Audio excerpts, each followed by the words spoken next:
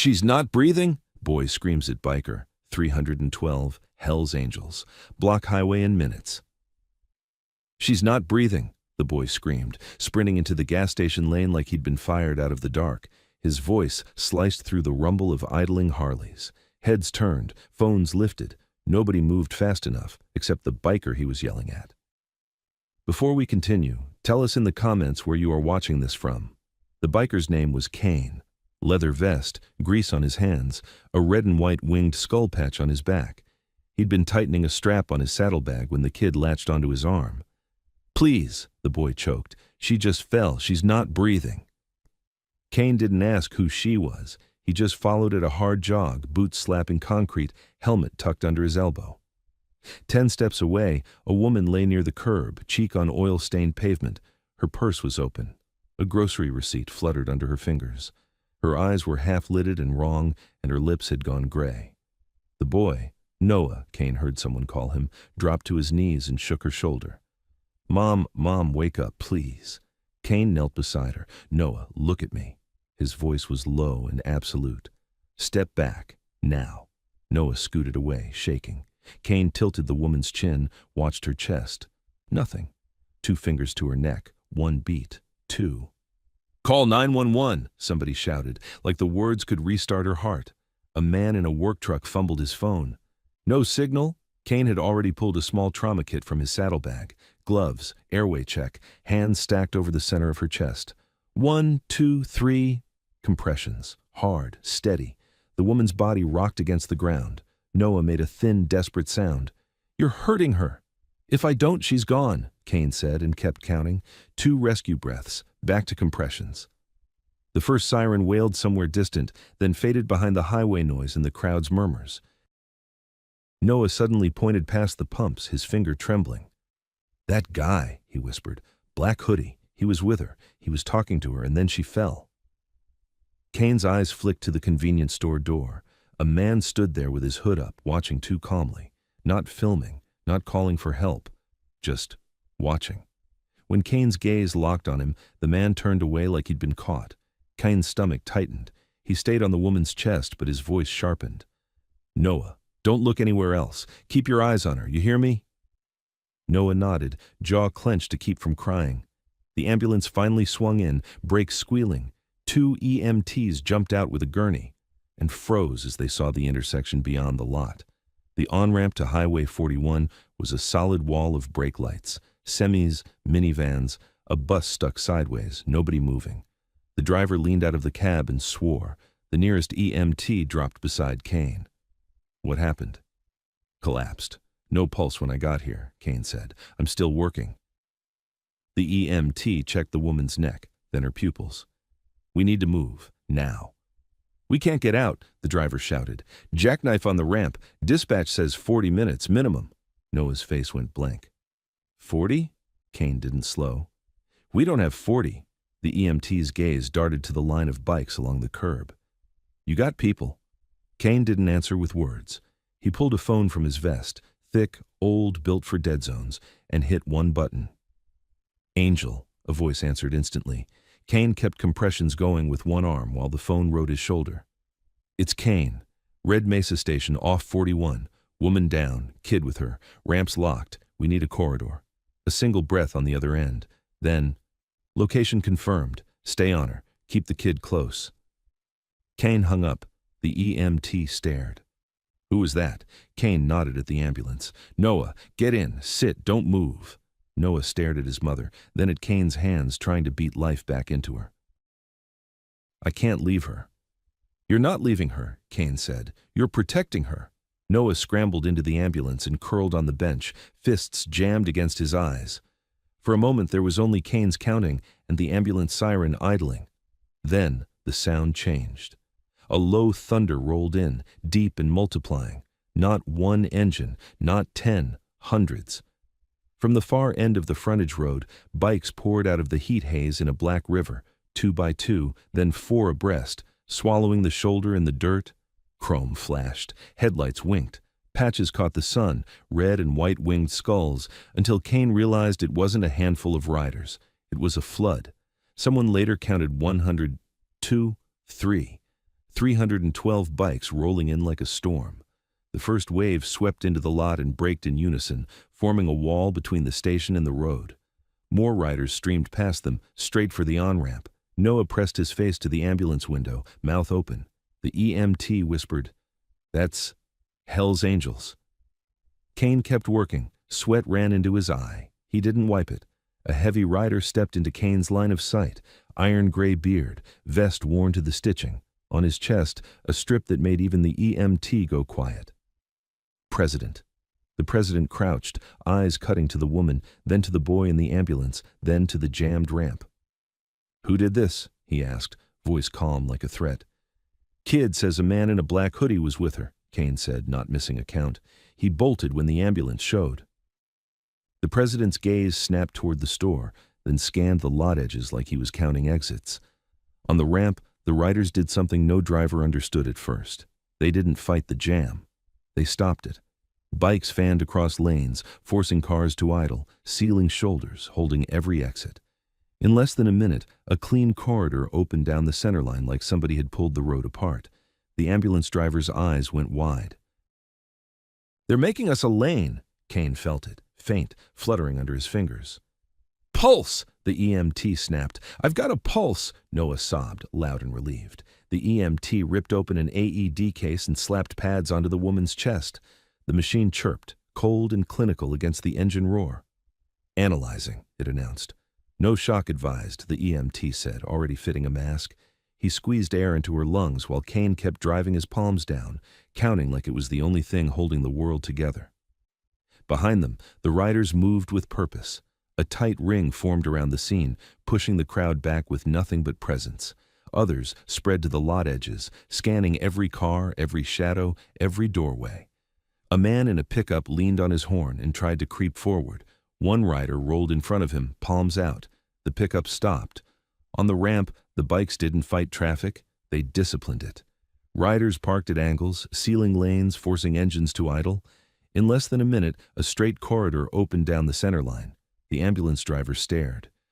"They're making us a lane." The president crouched close to Kane, eyes cutting to the boy through the ambulance glass. "I want that kid watched," he said, "and I want the hoodie found." A bike hit the lot fast, brakes barking.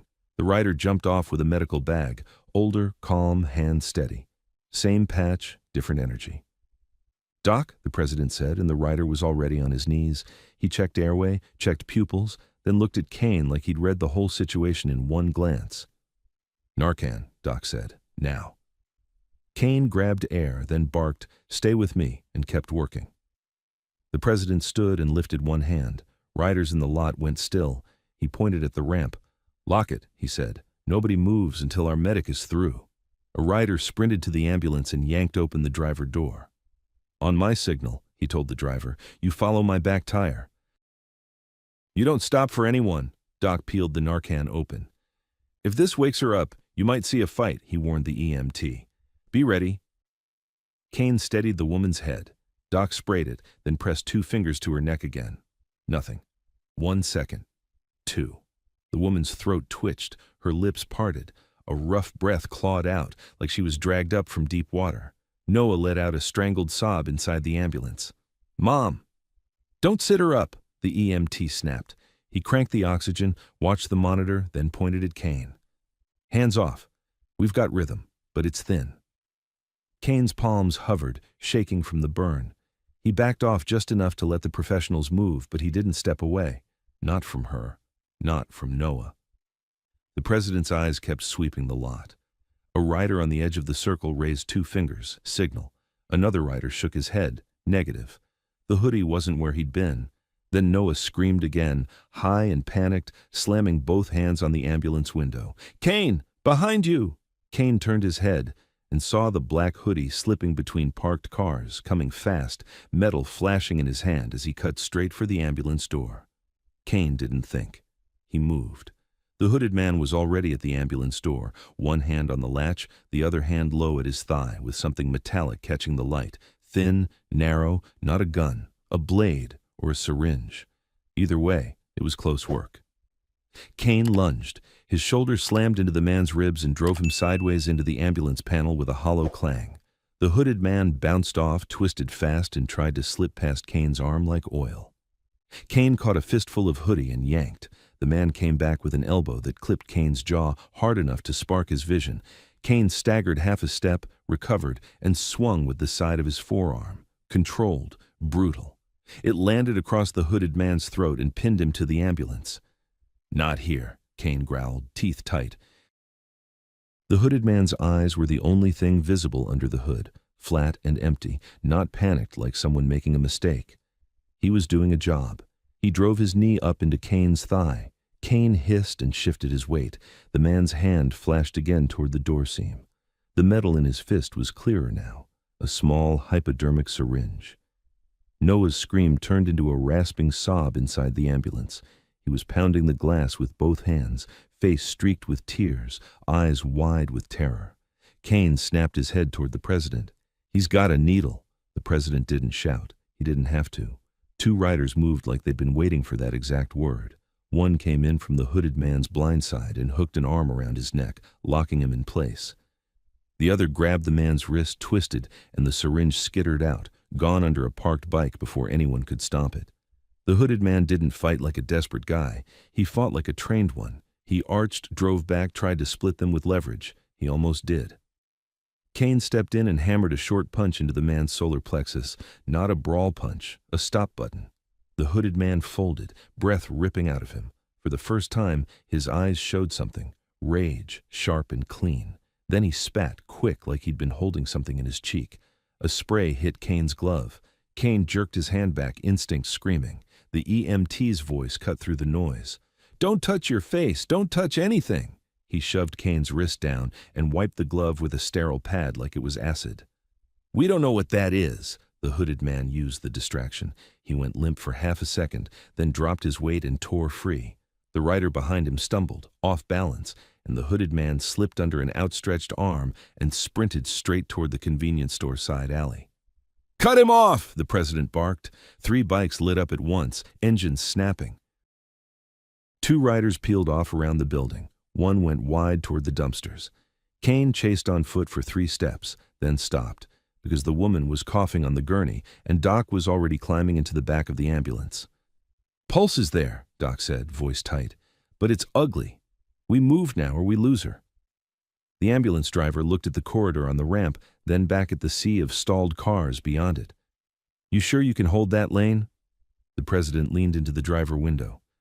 "You follow my guy. He rides front. You keep your wheels on his line. You don't deviate for anybody." The driver swallowed. "What about the cops?" The president's face didn't change. "They'll understand when they see her." Noah was half standing on the bench, gripping a strap, trying to look through every window at once. "He was right there," he kept saying, like the words could rewind time. He was right there. He was going to. Kane stepped onto the ambulance's rear step and met Noah's eyes through the open door. "Noah," he said, calm like a lid over boiling water. "Listen to me. Stay with your mom. Don't open this door for anyone but Doc. You hear me?" Noah nodded hard, throat working. Kane didn't like leaving the boy. He didn't like leaving the woman. But he could feel the shape of what this was. That hooded man wasn't some random threat on a hot afternoon. He'd moved with purpose, with timing, like he'd known the ambulance would be there, like he'd been waiting for the moment they tried to leave. The president's voice snapped him back. "Kane, front line, now!" Kane ran to his bike, kicked it alive, and slid his helmet on in one motion.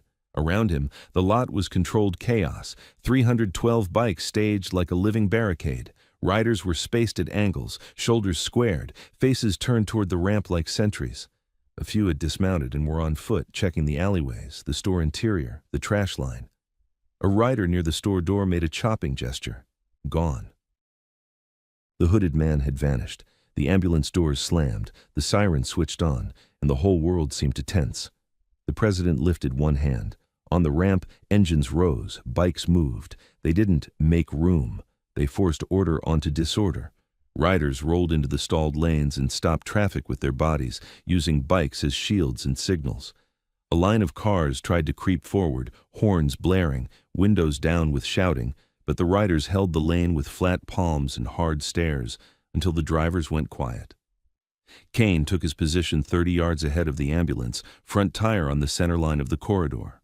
Another rider pulled beside him, then one behind, then two out wide like wings. The president rode up next to Kane and pointed once. "Lead, I'm rear. Keep eyes. If he shows, you don't chase. You hold the box, understood?" Kane nodded. Understood. He hated it, but he understood. This wasn't about pride or muscle. This was about a woman breathing on borrowed time. The escort rolled. They came off the gas station lot and onto the ramp like a wedge. Bikes first, ambulance in the middle, more bikes fanning out behind it. The corridor opened in front of them, a clean strip of asphalt carved through a jam of steel and impatience. Faces pressed to windows. Phones were out everywhere. People leaned out of cars, shouting questions nobody answered. A man in a sedan threw his door open, furious, stepping into the lane like he could argue with momentum. Kane braked hard, front wheel inches from the man's knee. "Back in the car!" Kane shouted, the words slicing through the siren. "What the hell is this?" the man yelled back. "You can't—" The rider on Kane's right lifted his vest just enough to show the patch, then pointed two fingers at the sedan like a command. The man looked from the patch to the oncoming ambulance, saw Noah's face in the window, white and shaking. And something changed. He stepped back. He closed his door. Kane surged forward again. They pushed up the ramp, past a bus stuck sideways, hazard lights flashing, past a jackknifed rig, its trailer angled like a wall across two lanes. Drivers stood in the heat, hands on hips, yelling into phones. Every time someone tried to break into the corridor, a bike slid into place, silent and firm. The siren wailed behind Kane like a heartbeat turned into sound. At the crest of the ramp, two patrol cars were angled across the right lane with lights spinning. Officers stood near their doors, hands on belts, watching the wall of bikers approach like an incoming tide. Kane's grip tightened. This was where things could go sideways. This was where ego and authority could collide. The president rolled forward, slow and steady, stopping 10 feet from the first patrol car. He didn't rev. He didn't posture. He just pointed over his shoulder at the ambulance threading up behind him, Doc visible through the back window, hands working over the woman's chest. One officer took a step forward. His mouth moved, but the siren swallowed his words. The president leaned slightly, just enough for the officer to hear him over the engines. "She's dying," he said. "Move your car." The officer hesitated. His eyes flicked to the ambulance, then to the corridor, then to the riders holding traffic like a dam. A second officer lifted a radio. "Dispatch, we've got—" Jesus. He looked like he didn't know which code applied to 300 motorcycles and one dying woman. The first officer made a decision. He jogged to his patrol car, slid in, and backed it out of the lane. The second did the same. The corridor stayed open. The escort poured through. Kane didn't exhale until they were past the patrol cars and fully on the highway. Then the air changed. On the open road, everything accelerated. The jam was still there, miles of cars parked under the sun. But the corridor was moving now, a narrow artery of motion through a dead body. Kane kept his speed controlled, not fast enough to be reckless, not slow enough to lose the line. He watched mirrors, watched shoulders, watched gaps where someone might lunge into the lane. He thought about the hooded man's eyes, not panic, not surprise, anger that he'd been interrupted. A rider's voice crackled in Kane's earpiece. Movement on the right shoulder, dark clothing, possible visual. Kane's head snapped right. A figure was running along the gravel shoulder, weaving between stopped cars. Hood up, head down, fast. "Right shoulder," Kane barked. Two riders peeled off instantly, angling toward the shoulder to cut the figure off without leaving the corridor open. Kane kept the line because the ambulance was everything. The figure vaulted a guardrail gap and disappeared into the scrub beyond the highway. One rider chased half a second, then stopped. He didn't pursue into open ground, not without the box tightening around the ambulance. He returned to position like a disciplined soldier. The president's voice came through, cold. "He's trying to stay near us." Kane's stomach sank. "He's tracking the ambulance." "Or the kid," the president said. Kane looked back at the ambulance window. Noah's face was still there, pressed to the glass, eyes scanning the world like he expected it to jump him. Doc's silhouette moved in frantic bursts. Oxygen, bag, monitor. The woman's head rolled slightly with each bump. She was alive, but barely. The corridor tightened as they approached the next choke point, an interchange where lanes merged, traffic bunched, and tempers rose. A pickup in the left lane jerked forward, trying to nose into the corridor. Kane shifted left, blocking it clean. The pickup's driver leaned out, screaming something obscene. Kane didn't scream back. He just stared him down and held his line until the pickup backed off. The siren never stopped. A few cars ahead, someone had gotten out and started filming from the median, walking dangerously close to the corridor. A rider swung out, guiding them back with a hand like a shepherd with a stick, not touching them, not escalating, just pushing them away from the moving ambulance. And still, in the back of Kane's mind, the hooded man's needle glinted. Why a needle? Why not a knife? Oh no, why not a gun? Because a needle is quiet. A needle can look like an accident. A needle can finish someone who's already weak without drawing attention. Kane's earpiece crackled again. Hospital in sight. 2 minutes. The skyline ahead was low and ugly, heat shimmering over concrete. The county hospital sat like a brick block on the horizon. As they got closer, Kane saw flashing lights. More patrol cars, more responders, people gathering near the entrance drawn by sirens like moths. But something else caught his eye. Near the ambulance bay, just outside the emergency entrance, stood a man in scrubs. Still, waiting. Not moving like someone reacting to an arriving emergency. Watching the corridor, watching the bikes, watching the ambulance like he already knew it was coming. Kane's throat went dry. He keyed the mic. President, ER entrance, man in scrubs, left side, not reacting. The president didn't answer right away. Then, I see him. Kane rolled forward, the hospital swelling in front of him. Riders tightened formation, spacing closer, bodies angled to shield the ambulance as it turned into the emergency drive. The crowd at the entrance surged, phones up, faces curious, some angry, some afraid. And the man in scrubs took one slow step backward, toward the door, like he was making room for them, or like he was clearing the path for someone behind him. Kane's eyes flicked to the glass doors. They slid open. And for a split second, Kane saw a flash of black fabric inside the hospital lobby, hood up, moving fast toward a side hallway. "He's here!" Kane shouted, as the ambulance brakes screamed and the doors burst open and Noah stumbled out, reaching for his mother while Doc yelled for a gurney, and the man in scrubs lifted his hand like he was about to point Noah in the wrong direction, and Kane surged forward. Kane hit the emergency drive at a run, boots slipping on hot concrete, eyes locked on the glass doors where he'd seen that flash of black fabric. The ambulance bay exploded into motion. A nurse slammed open the side entrance and yelled for a gurney. 2 orderlies burst out, pushing one so fast its wheels rattled. The EMTs rolled Noah's mother down the ramp, oxygen hissing, Doc already talking in clipped phrases that sounded like numbers and warnings. Noah tried to follow, small hands reaching for the gurney rail like he could physically keep her alive. "Mom!" An ER tech blocked him without thinking. "You can't." Noah froze, panicked, about to bolt right into the path of rolling wheels.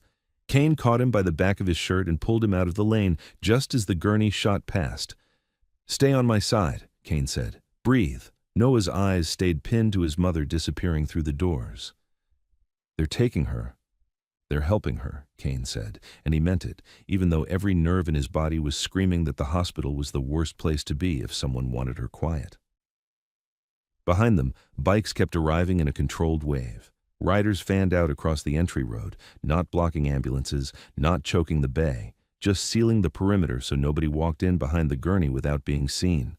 The president rolled in slow and stopped dead center of the drive like he owned the concrete. He took his helmet off, didn't even look at the crowd filming from the sidewalk. His eyes went to the man in scrubs. The man had that fake calm Kane hated. He held himself like staff, but he wasn't moving like staff. Not stepping in to help, not calling out vitals, not reacting to the urgency. He was watching Noah. The man lifted his hand and pointed toward a hallway that wasn't the trauma entrance. "Family intake is..." Kane stepped between Noah and the pointing finger. "Don't move him," Kane snapped, sharp enough that the man's expression twitched. The president walked up behind Kane, voice flat. "You work here?" The man forced a smile. "Of course, I'm trying to help. The ER. A real nurse burst through the doors and shouted, "Trauma 1, now, move!" She didn't look at the man in scrubs once. The man's smile tightened. Kane saw it, microsecond of irritation. Then the man shifted his body just enough to block Noah's line of sight, like he was positioning. Kane's hand went to Noah's shoulder and steered him back. "Eyes on me," Noah swallowed. That's not the guy from the station," but Kane didn't let him finish. "President?" The president didn't ask. He just nodded at two riders. "Watch the kid, watch the doors." The two men moved in, standing loose but ready, one on each side of Noah like human guardrails. Kane's attention snapped back to the glass doors. They slid open again, and a rush of cold air hit him. Inside, fluorescent light and polished tile and a dozen directions to disappear. He caught it a second time, black hood, cutting left, hugging the wall, moving like he already knew the building. Kane surged forward. A security guard stepped into his path, palm out. "You can't." Kane didn't shove him. He didn't need the kind of scene that gave the attacker cover. He leaned in close, voice low, eyes hard. "A woman came in not breathing," Kane said. "Someone tried to inject her in the lot. That person just went through those doors." The guard's eyes widened. "What?" The president appeared beside Kane like a shadow, badgeless but carrying weight anyway. "Lock the exits," he said to the guard like it was already agreed. "Now?" The guard hesitated. One look at the line of bikes outside, one look at the gurney trail inside. Then he grabbed his radio. "Code," he started, then swallowed. "Possible threat. Lockdown. Call PD." Kane moved. Inside the ER lobby, everything had layers. Waiting room chairs full of tired faces. A TV blaring daytime noise nobody listened to. A receptionist behind glass, looking up like she'd just heard a storm hit the building. A man in a hoodie didn't belong here. But there were 100 places to hide a man for 10 seconds. Kane cut toward the left corridor where he'd seen the black flash. He kept his hands visible, didn't want a cop seeing patched bikers sprinting inside and deciding the wrong story. He passed a set of double doors marked "Staff Only."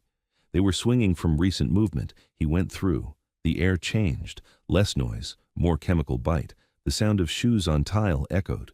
Ahead, a stairwell door snapped shut. Kane hit it with his shoulder and it opened into a concrete box that smelled like disinfectant and heat. Footsteps above. Kane took the stairs 2 at a time.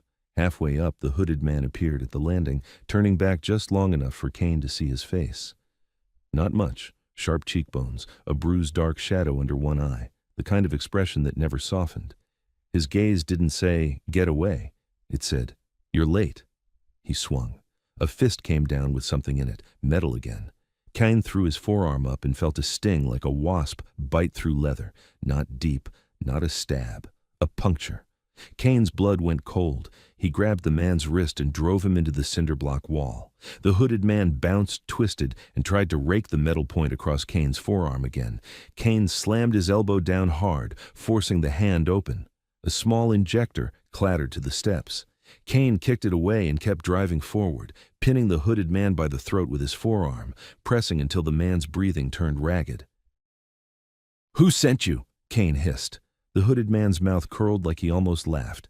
He didn't answer. Instead, his free hand flashed up and threw a handful of something into Kane's eyes. Powder. Kane jerked back, blinking hard, vision blurring, tears flooding instantly. The hooded man slipped out of the choke like he'd greased his own shoulders and darted down, not up, past Kane, toward the lower floors. Kane wiped his eyes with the back of his wrist and immediately regretted it. It burned. He heard a door slam below, then the thud of fast feet. Kane barreled down after him, lungs pulling hot air, eyes watering, vision sharpening in broken pulses. At the bottom landing, the hooded man shoved through another door marked "Service Access." Kane hit it a heartbeat later and found a narrow corridor lined with pipes, electrical panels, and a low hum that made the air feel alive. No hooded man, just a split of shadows where he'd gone. Kane's eyes swept the floor. Something lay near the wall, dropped in haste. A plastic badge on a lanyard, face down, and a phone, screen lit, vibrating with an incoming call that displayed no name, just a number. Kane snatched both. The badge flipped in his hand. Not security, not nurse. Hospital administration. The photo wasn't the hooded man. It was the man in scrubs from outside. Kane's stomach tightened like a fist. He pocketed the badge and the phone and turned back toward the ER, fast, but now he wasn't chasing a ghost. Now he was in a building where the enemy could wear a clean uniform and smile. When he burst back into the staff corridor, a nurse nearly collided with him, eyes wide. "You can't be back here." Kane held up the badge like a flash of proof. "That man outside," he said. "Scrubs, he's not helping. He's connected." The nurse stared at the badge photo and her face drained. That's admin." "Where's Trauma 1? Kane demanded. She pointed, hand shaking. He ran. Trauma 1 was a storm of motion. Noah's mother lay on a bed surrounded by hands and machines, her chest rising in shallow assisted pulls. Someone was cutting away her shirt, slapping leads, calling out vitals. A doctor's voice cut through it all, calm, fast, practiced. Kane stayed at the threshold. He didn't barge in. Doc stood inside, gloves on, eyes sharp. He looked at Kane once and read his face. "Poison," Kane mouthed. Doc's jaw tightened. He nodded slightly. "Not sure what," he said under his breath. "But it's not a simple collapse." Kane held up the phone he'd grabbed. "He dropped this," he said, "and this badge is admin, Scrubs guy." He tried to point the kid away. Doc's eyes flicked to the badge, then back to Kane. "Where's Noah?" Kane spun and saw the two riders who'd been watching Noah at the entrance pushing into the corridor, faces set. Noah was between them, and Noah's eyes were locked on someone down the hall, someone in scrubs. Standing near the reception glass, half turned, one hand low like he was holding something just out of view, Noah whispered, voice breaking, "That's him. That's the one who was with Mom at the station." Kane's blood turned to ice. Not the hooded man. The clean one. The one who'd been waiting. The one who belonged here. Kane started toward him, and the man in scrubs saw Kane's movement, made a decision, and stepped back through a door that read, "Authorized personnel only." Kane lunged. The door shut. A lock clicked.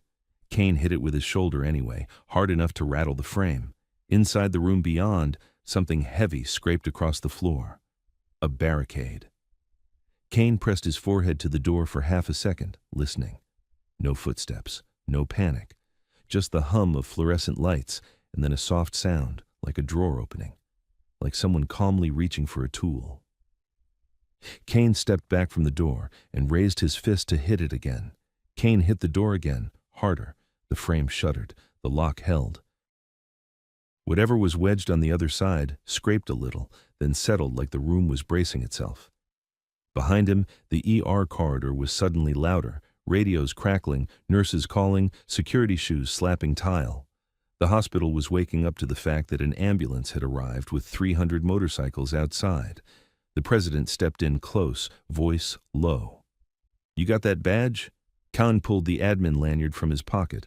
The plastic card felt warm from his body heat, like it had already been sitting in someone else's hand too long. He swiped it on the reader beside the door. A green light blinked. The lock clicked. Kane pushed. Nothing. The barricade inside held it shut.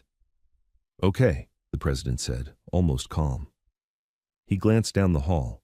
Two riders stood with Noah near the reception glass, bodies angled so nobody could approach him without being seen. Noah's eyes were locked on Kane, desperate and pleading at the same time. The president looked back at the door. Quiet breach. One rider was already moving, slipping away toward the ambulance bay. He came back fast with a hospital gurney, empty, and positioned it like a battering ram. Kane took the front handle. Another rider grabbed the side rail. The president raised two fingers. They drove the gurney forward. Metal slammed into the door with a deep, flat boom.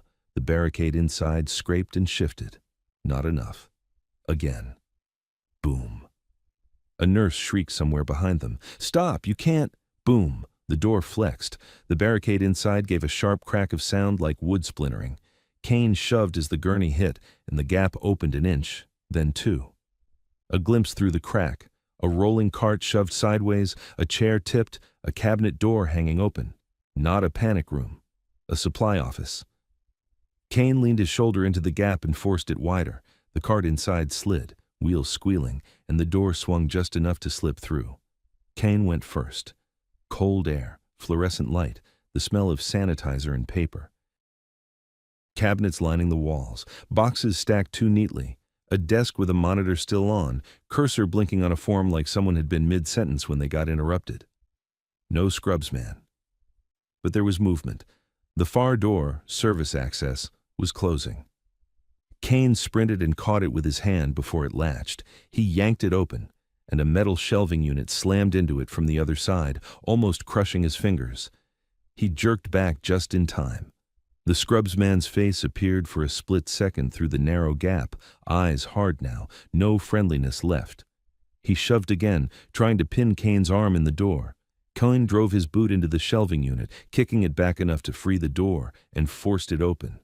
And the Scrubs man was already running. He wasn't sprinting blindly. He was moving like he'd memorized every corridor, every turn that cameras didn't cover. He cut left, then right, ducked through another staff-only door, and vanished behind swinging panels. Kane chased.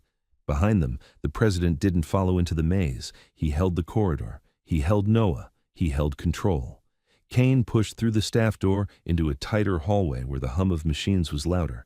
Pipes ran overhead. A maintenance sign hung crooked on the wall. The Scrubs man's shoes slapped tile ahead, then stopped. Kane rounded the corner and almost walked into a man in a lab coat. Not the Scrubs man. A different staffer, older, startled, holding a clipboard like a shield. He blinked at Kane's vest, at Kane's face, then at the hallway behind Kane. "What's going on?" the man demanded. "Security said—" Kane didn't slow. "Where'd he go?" The man's mouth opened, then closed. His eyes flicked almost involuntarily toward a doorway marked laundry/linens. Kane was already there. He shoved it open. A burst of heat hit him. Industrial dryers, carts of folded sheets, the smell of bleach. A woman in scrubs looked up from a bin, alarmed. And in the far corner, the Scrubs man was lifting a lid on a large rolling hamper like he was about to climb inside it. He froze when he saw Kane. For the first time, Kane saw real fear in him, not of getting caught, but of losing something he couldn't afford to lose. The Scrubs man's hand went into his pocket. Kane lunged. The Scrubs man flicked his wrist and tossed something small toward the dryer's spinning mouth, like throwing away a cigarette. Kane caught the motion and dove. The object hit the floor and skittered. Kane's fingers closed on it just before it slid under the machine, a tiny plastic vial. Clear liquid. No label. Kane snapped his head up. The Scrubs man was running again, pushing past the linen worker hard enough to knock her into a cart. Sheets spilled like white water across the floor. Kane sprang after him, but the corridor beyond had already started to fill with bodies, security, hospital staff, and at the far end, 2 uniformed police officers moving fast with hands already near their weapons. The Scrubs man aimed straight for them. He raised his hands and shouted, loud enough to carry. "That's him! He attacked me! He broke into an office!" The officer's eyes locked onto Kane like a switch flipped. "Stop!" one officer barked. "Hands where I can see them!" Kane's world narrowed. The Scrubs man didn't slow. He kept moving past the officers like he belonged there, like he was the victim leading law enforcement toward the threat. And the officers stepped in front of Kane. Kane held the vial up, palm open. "He's lying. He tried to—" "Hands!" the officer shouted again, voice sharp now, adrenaline rising. "On the wall!" Kane could feel it, the danger of this moment, not the hoodie, not the needle. The story that could get him locked up while Noah's mother was dying, and Noah was left alone with the wrong people. Kane lifted both hands slowly, vial pinched between 2 fingers like evidence. "Look at him," Kane said, controlled. "He ran to you. He's not scared. He's steering you." The Scrubs man turned, face twisted in outrage so convincing it was almost art. "He's threatening my staff. He brought a gang into the hospital." From behind Kane, the president's voice cut down the hallway, low and lethal. "Nobody touches him." The officer snapped his head toward the sound. The president stepped into view, helmet off, eyes steady. Behind him, 2 riders stood with Noah. One of them had an arm loosely across Noah's chest, not restraining him, shielding him. Noah's gaze was wild, darting between Kane and the officers like he didn't know which adult would make the next thing worse. The Scrubs man's eyes flicked to Noah for a fraction of a second. It was enough. Kane saw it. Not concern. Calculation. Kane's voice dropped. "He's after the kid. The scrubsman's mouth tightened and then he moved. He didn't charge Kane. He pivoted away from the officers and bolted straight down the side corridor that led back toward reception, toward Noah. Kane exploded forward. "Move!" Kane shouted at the officers, and this time there was no arguing. He slipped around them as they turned, confused, caught between authority and momentum. The scrubsman was fast, but Kane had already burned through a highway chase on foot today, and his body was running on something deeper than energy. He closed the distance. The scrubsman reached the reception area and didn't even try to grab Noah with his hands. He reached for the reception window microphone and barked, "Code Pink! Child abduction!" like he could weaponize the hospital itself. Alarms didn't go off, but heads snapped around. A security guard near the entrance turned and started moving toward Noah automatically, trained response kicking in without context. The scrubsman pointed at the riders. "They're taking him!" The security guard stepped toward Noah, hand out. "Sir, come with me." Noah flinched, confusion hitting him like a wave. "No, I'm with—" Kane hit the reception area like a crash. "Don't touch him!" Kane shouted, and the whole lobby froze for half a beat, everyone caught between the patch, the uniforms, and the terrified kid. The scrubsman used that half beat. He dipped behind the reception counter, grabbed a wristband printer, and ripped a fresh band free.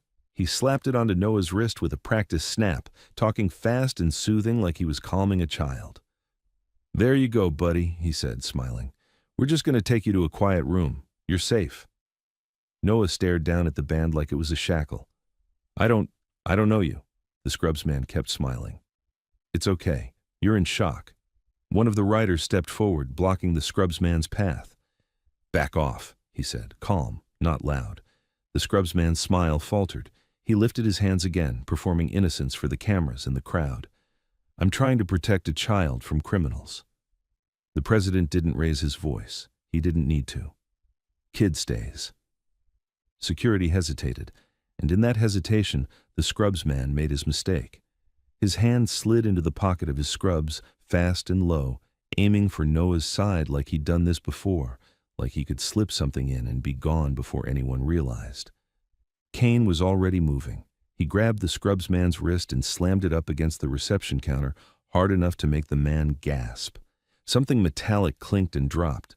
A capped syringe bounced on the tile.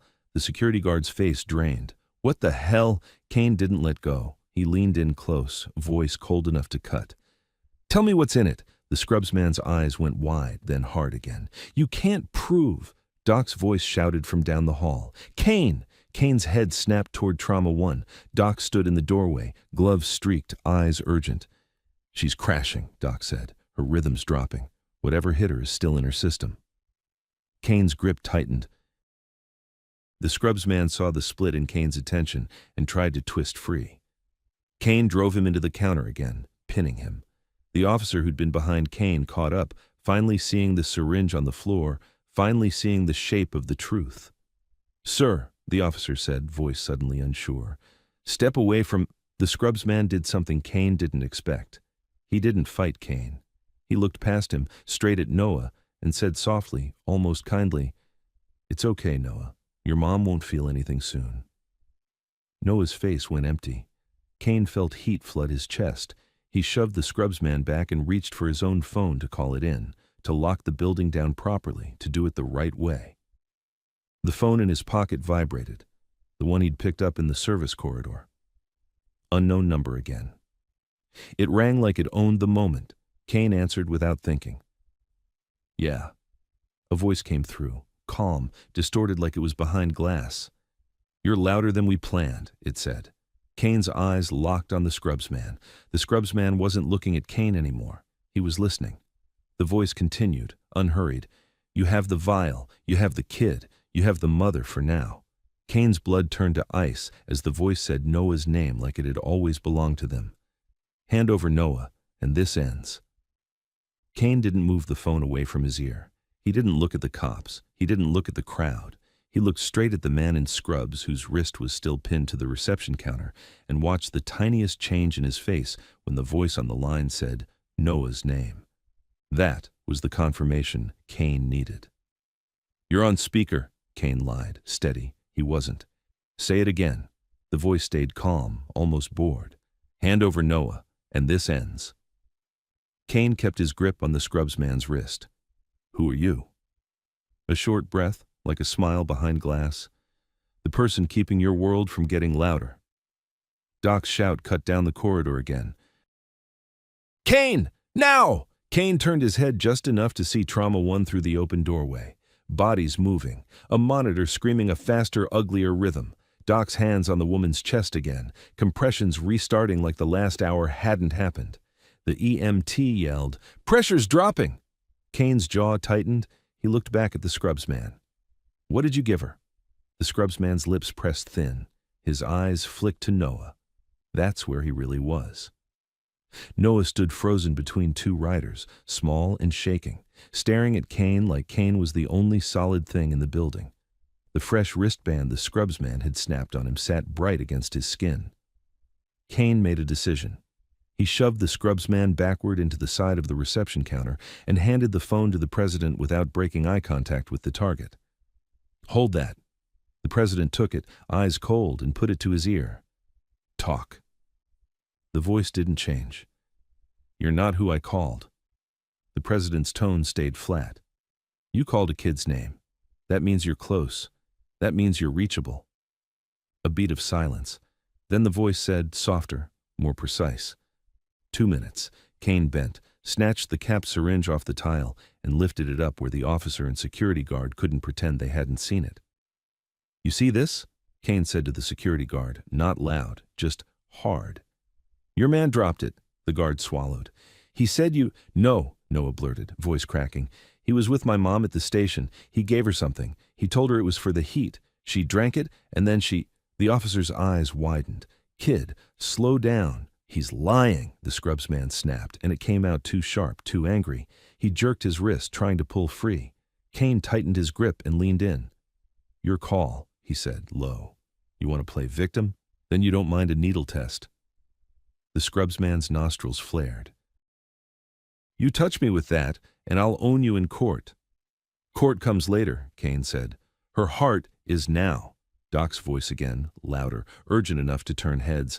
"I need that vial." Kane's hand went to his pocket and he pulled the tiny, unlabeled vial out. Clear liquid, no markings, exactly the kind of thing that could kill quietly. He started toward Trauma 1. The scrubsman saw it and his whole body shifted, like a dog seeing meat. He lunged, not at Kane's face, not at Kane's chest, at the vial. Kane jerked it back just in time. The scrubsman's fingers missed by inches, snatching air. His eyes flashed with naked panic. "Got you," Kane murmured. He drove the scrubsman down to his knees with a twist of the wrist, controlled enough not to break it, brutal enough to make him stop fighting. One rider stepped in behind and locked the man's arms back. Kane shoved the vial into Doc's hand as he reached the trauma doorway. Doc didn't thank him. He just snapped, "Where'd you get this?" "Off your admin friend," Kane said. Doc held it up to the light, eyes narrowing. "This could be—" He stopped himself, shook his head and barked at a nurse. "Get Tox, now, and get me activated charcoal and the crash cart meds. Move." A nurse ran. The monitor screamed. Doc jabbed 2 fingers into the woman's neck. "Pulse threadbare," he said. "If this is what I think, we're in trouble." Kane glanced back to the reception. Noah was still there, and the president was still holding the phone, listening. 2 minutes, the voice repeated, like a metronome. The president's eyes swept the lobby and the glass doors and the side corridors. "Where are you?" he asked, a low laugh. "Close enough to see you thinking." Kane felt the hair on his arms rise under leather. Inside the trauma room, Doc was moving fast. He drew something into a syringe, not the one from the floor, and pushed it into an IV line. The woman's chest hitched, her eyes fluttered. Noah's head snapped toward the doorway. "Mom?" "Not yet," Kane said, and the words came out rough. He stepped back into the lobby and pointed at the 2 riders guarding Noah. "Get him out of here. Staff hallways, no elevators, no waiting rooms." Noah panicked instantly. "No, I can't leave her." Kane crouched in front of him, close enough that Noah could hear him over the alarms and sirens outside. "You leaving her is what they want," Kane said. "You stay alive, she gets a chance." Noah's eyes filled. "He said she won't—" "I heard what he said," Kane cut in. "He's lying to break you." The president's voice went quiet, deadly, still on the phone. "You want the kid? Come take him." The line went dead. For half a second, the hospital felt like it stopped breathing. Then, the security guard's radio crackled with a new voice, sharp and official. "All units, stand by. County Sheriff's Office en route. Control the situation until arrival." Kane's stomach dropped, because control in a hospital meant paperwork, protocols, and people who could be bought. The scrubs man, still on his knees, lifted his head just slightly and smiled like he'd been waiting for that exact radio call.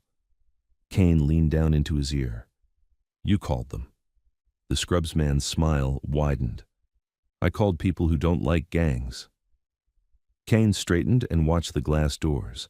Outside, riders were holding the perimeter with quiet discipline, moving people back without touching them, forming a line between the emergency bay and the parking lot. Phones were everywhere. A couple of local news vans had already started creeping in. Then, the sheriff's SUV rolled up fast, lights flashing. Not one, three. They parked hard at angles, doors opening before the engines even died. A deputy stepped out first. Tall, clean, mirrored sunglasses, the kind of posture that said he liked being the loudest person in any room. He walked in like he owned the building. Behind him, 2 more deputies followed, hands resting near their sidearms. The lead deputy stopped in the lobby, took one look at Kane's vest, and made a face like he'd tasted something bad. "What's going on here?" he demanded. The scrubs man lifted his head and snapped into his performance instantly. "Deputy Mallory, thank God. They attacked me. They forced their way into restricted areas. They're trying to take a child." Noah flinched at the word take. The deputy's eyes slid to Noah, then to Kane. "You," he said, pointing. "Step away from the kid." Kane didn't move. The president stepped forward, slow. "He's not taking the kid anywhere," the president said. Mallory's gaze flicked to the president's patch and hardened. "You bringing your whole crew into my county hospital?" Kane held up the syringe the scrubs man dropped in the empty cap. "He tried to inject the kid," Kane said. "He poisoned the mother. We've got a vial, we've got a witness, and you can pull camera footage right now." Mallory didn't look at the syringe. He looked at the scrubs man, and the scrubs man gave a tiny shake of his head, almost invisible, almost nothing. Mallory's jaw tightened like he'd just received instructions. He turned back to Kane. "Put it down," he ordered. "Hands on the wall." The officer from earlier, the one who'd seen the syringe hit the tile, spoke up uncertainly. "Deputy, I saw—" Mallory cut him off without looking. "I'm in charge." The lobby was a knife edge now. Every person in it could feel it. Security was frozen between badges. Nurses hovered at the edges, eyes wide, afraid to step in. Noah whispered, shaking. "He's lying. He gave her something to drink. He told her—" Mallory stepped toward Noah. "Son, you're coming with me for your safety." One of the riders guarding Noah shifted his feet, blocking without raising his hands. Mallory's hand dropped to his belt. "Move," he warned. Kane felt the room tilt toward violence. He forced his voice to stay calm. "Deputy," Kane said, "she's in Trauma 1 crashing. Doc's trying to reverse whatever they did. You start a fight in this lobby and she dies while you're proving you're the boss." Mallory's lips curled. "Not my problem." That's when Doc came out of Trauma 1, gloves off, eyes blazing, holding the vial up like a grenade. "It is your problem," Doc snapped. "If this is what I think, we've got a deliberate poisoning and an attempted injection. If you pull the wrong person out of here, you're helping the attacker." Mallory finally looked at the vial, and for a fraction of a second, his expression changed. Recognition. Then he covered it instantly with anger. "Give me that," Mallory said, stepping toward Doc. Doc didn't back up. "Not without a chain of custody and tox confirmation. You want to help? Seal the building and get me a lab tech." Mallory's eyes cut to the scrubs man again. The scrubs man's smile was back, small and certain. Mallory pointed at Kane. "Cuff him." One of the deputies moved. Kane shifted his stance, ready. And Noah, trembling, suddenly blurted the one detail he hadn't said yet, like it ripped out of him. "My mom, before she fell, she said, 'Don't let them take my bag.' And when we got to the ambulance, my bag was gone." Kane's head snapped toward the reception desk.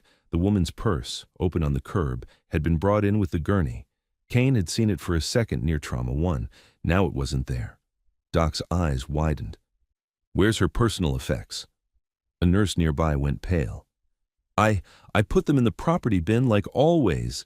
Kane was already moving, because if the bag was missing, it wasn't about killing her anymore. It was about what she had. And as Kane turned toward the property hallway, he caught the scrubsman's eyes one more time, cold, satisfied, while Mallory barked orders and the deputies stepped in. And somewhere deeper in the hospital, an alarm started screaming like a door had just been forced open. The alarm didn't sound like a fire drill. It sounded like a door that wasn't supposed to open had just been ripped out of its routine. A high, urgent wail echoed down the corridors and bounced off tile like it was hunting people.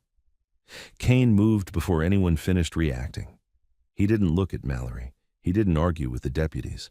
He went straight for the hallway that led to patient property, because if the bag was gone, someone had already decided what mattered most. He cut past a nurse cart, dodged a tech pushing a wheelchair, and shoved through a door marked property/security access. A short corridor, a keypad on a second door, a camera bubble in the corner. The keypad's light was still blinking like it had just been used. Kane swiped the admin badge again. Green. The lock clicked. He opened the door and immediately understood why the alarm had started screaming. One of the metal property bins was open. A drawer hung halfway out like it had been yanked too hard. Plastic bags with patient labels were scattered on the floor, torn open in a hurry. A clerk stood behind the counter with both hands up, frozen, eyes huge. She wasn't screaming. She was past that. He said he was authorized, she stammered. He had a wristband printer and a badge, and he said the sheriff was taking over. Kane's eyes scanned the mess. A purse, he said, brown leather, spill in the bottom, receipt sticking out. The clerk swallowed and nodded toward an empty slot. It was there. I put it there myself. Kane's jaw tightened. Which way did he go?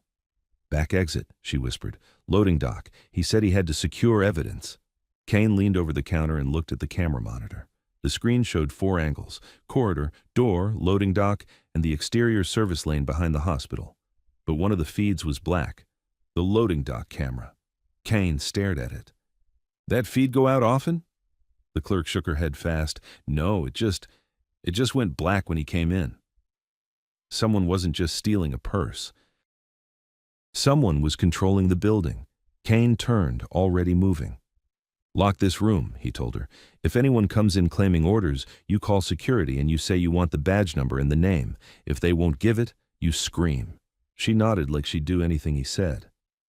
Kane hit the corridor again and ran for the service stairwell because the elevators were too slow and too public.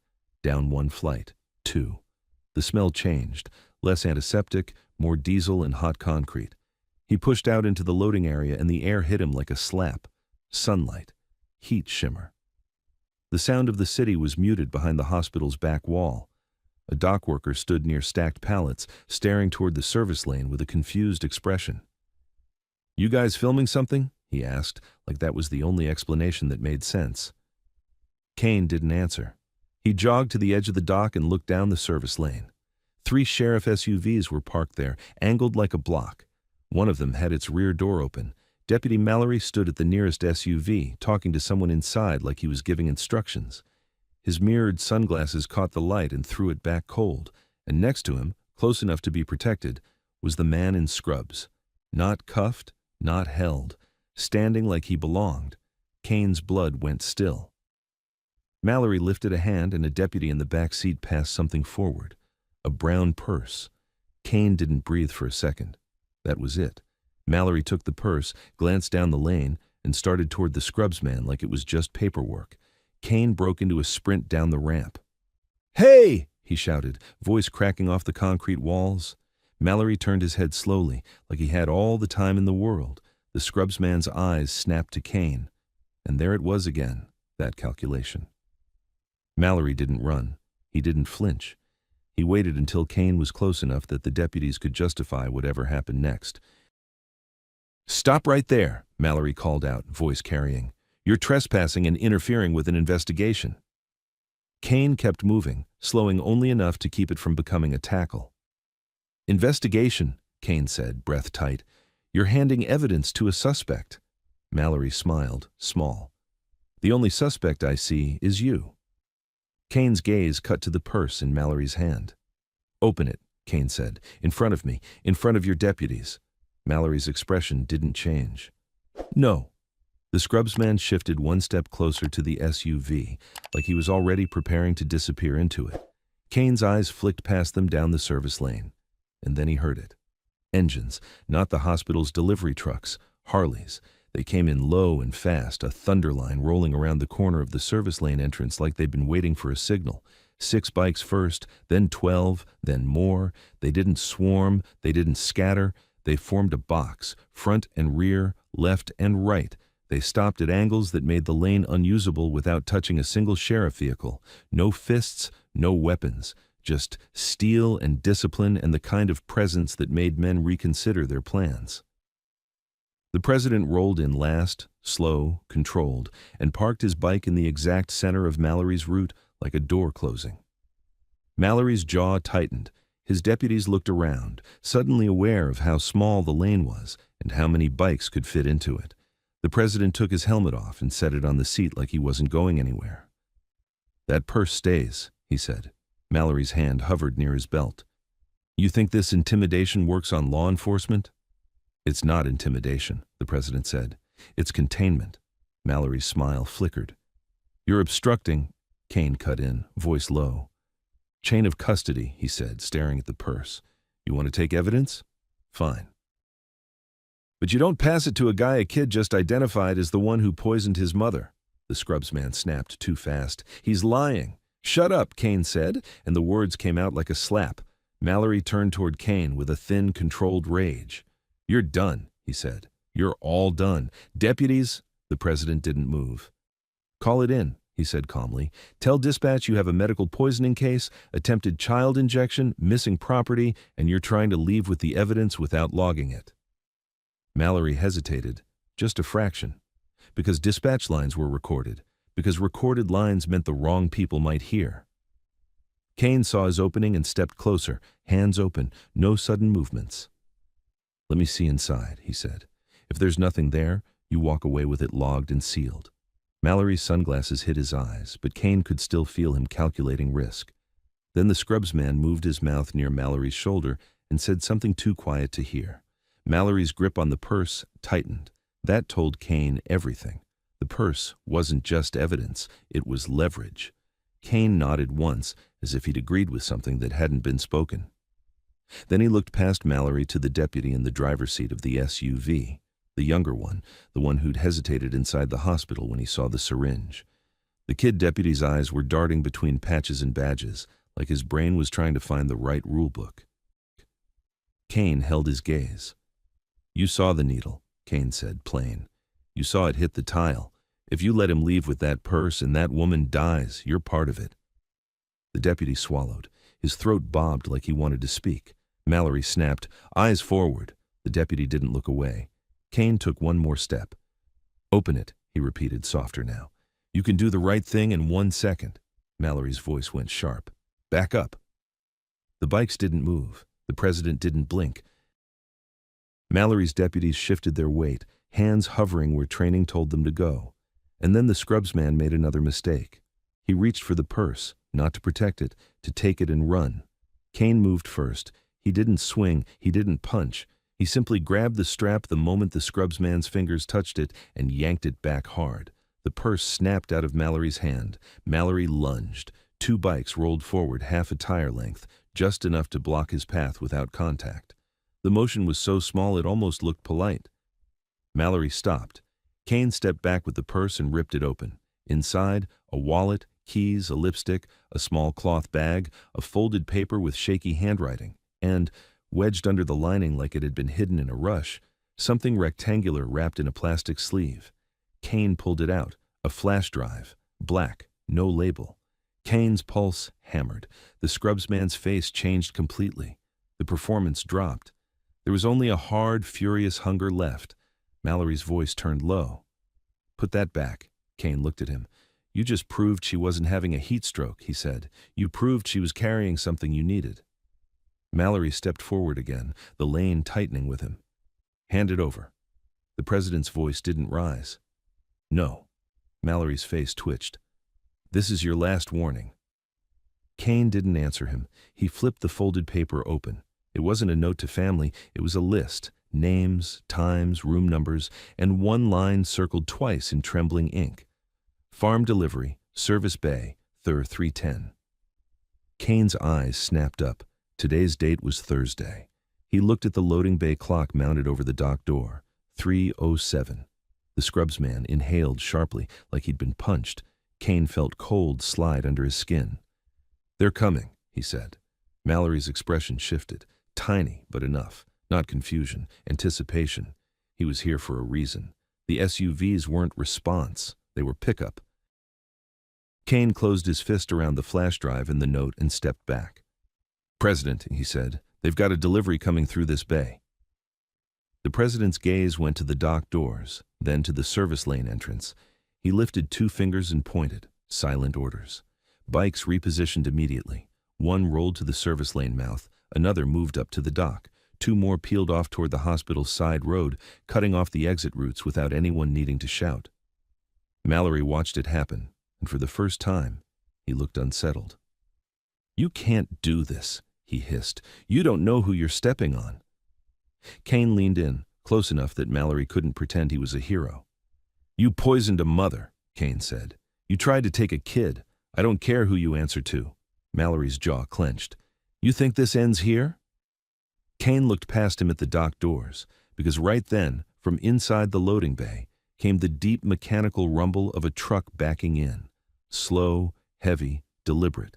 And Kane realized the worst part. They weren't trying to escape anymore. They were trying to finish the exchange with the flash drive still in the building. The dock door shuddered as the truck backed in, slow and heavy, tires crunching gravel like it had all the rights in the world. The sound filled the service lane. Diesel, air brakes, that deep mechanical confidence of something that expects everyone else to step aside. Mallory's deputies tensed, hands hovering near their belts like they were waiting for permission to turn this into a use-of-force story. The scrubsman stood half a step behind Mallory's shoulder, eyes locked on Kane's fist where the flash drive was hidden. Kane didn't look at either of them. He looked at the truck. Because this wasn't an accident. The timing wasn't luck. The list in his hand had been a schedule, and the hospital had been operating like a stage. The dock door lifted. A slab of light rose, and the rear of a white box truck appeared, spotless, unmarked except for a generic barcode sticker that could have belonged to anything. The driver hopped down. Mid-30s, ball cap, sunglasses, calm posture. He glanced at the sheriff SUVs first, then at the wall of bikes, and Kane saw the smallest hesitation, like this wasn't the exact picture he'd been promised. The driver lifted a clipboard. "Farm drop," he called out. "Where do you want it?" Mallory stepped forward instantly. "Bring it inside. Receiving." The president didn't move, didn't shout. He just angled his bike half a tire width so the driver's direct path was blocked. "Keys out," the president said. The driver blinked. "Excuse me?" "Keys out," the president repeated, same tone. Not aggressive, final. Mallory's voice sharpened. "He doesn't answer to you." Kane stepped in, holding the folded list up. "Thursday, 3:10, Service Bay," he said, speaking to the driver now. "You're on a schedule that was hidden in a poisoned woman's purse." The driver's mouth tightened. "I just deliver." Kane's eyes stayed steady. "Then you don't mind a look at the manifest?" The driver hesitated, then tried to laugh it off. "Company policy?" The president lifted 2 fingers. 2 riders peeled off the line, rolled up behind the truck, and parked inches from its bumper. Another pair moved to the service lane mouth, sealing it. Nobody touched the driver. Nobody raised a weapon. They didn't need to. The driver's laugh died. His hand went to his pocket slowly and came back with the keys. He set them on the edge of the dock like a peace offering. Mallory's face went hard. "This is an active investigation. You're obstructing lawful operations." Kane didn't take his eyes off the driver. "Open the back." The driver swallowed. "I'm not authorized." Kane leaned in, voice low enough that only the driver could hear. "That mother is fighting to breathe. A kid is fighting not to get taken. If you're clean, you walk away after we look. If you're not, you can decide right now whether you want to be the guy who helped poison her." The driver's jaw flexed. He stared at Kane, then at the bikes, then at Mallory, like he was searching for the safest lie. Finally, he turned and pulled the latch. The rear door rolled up.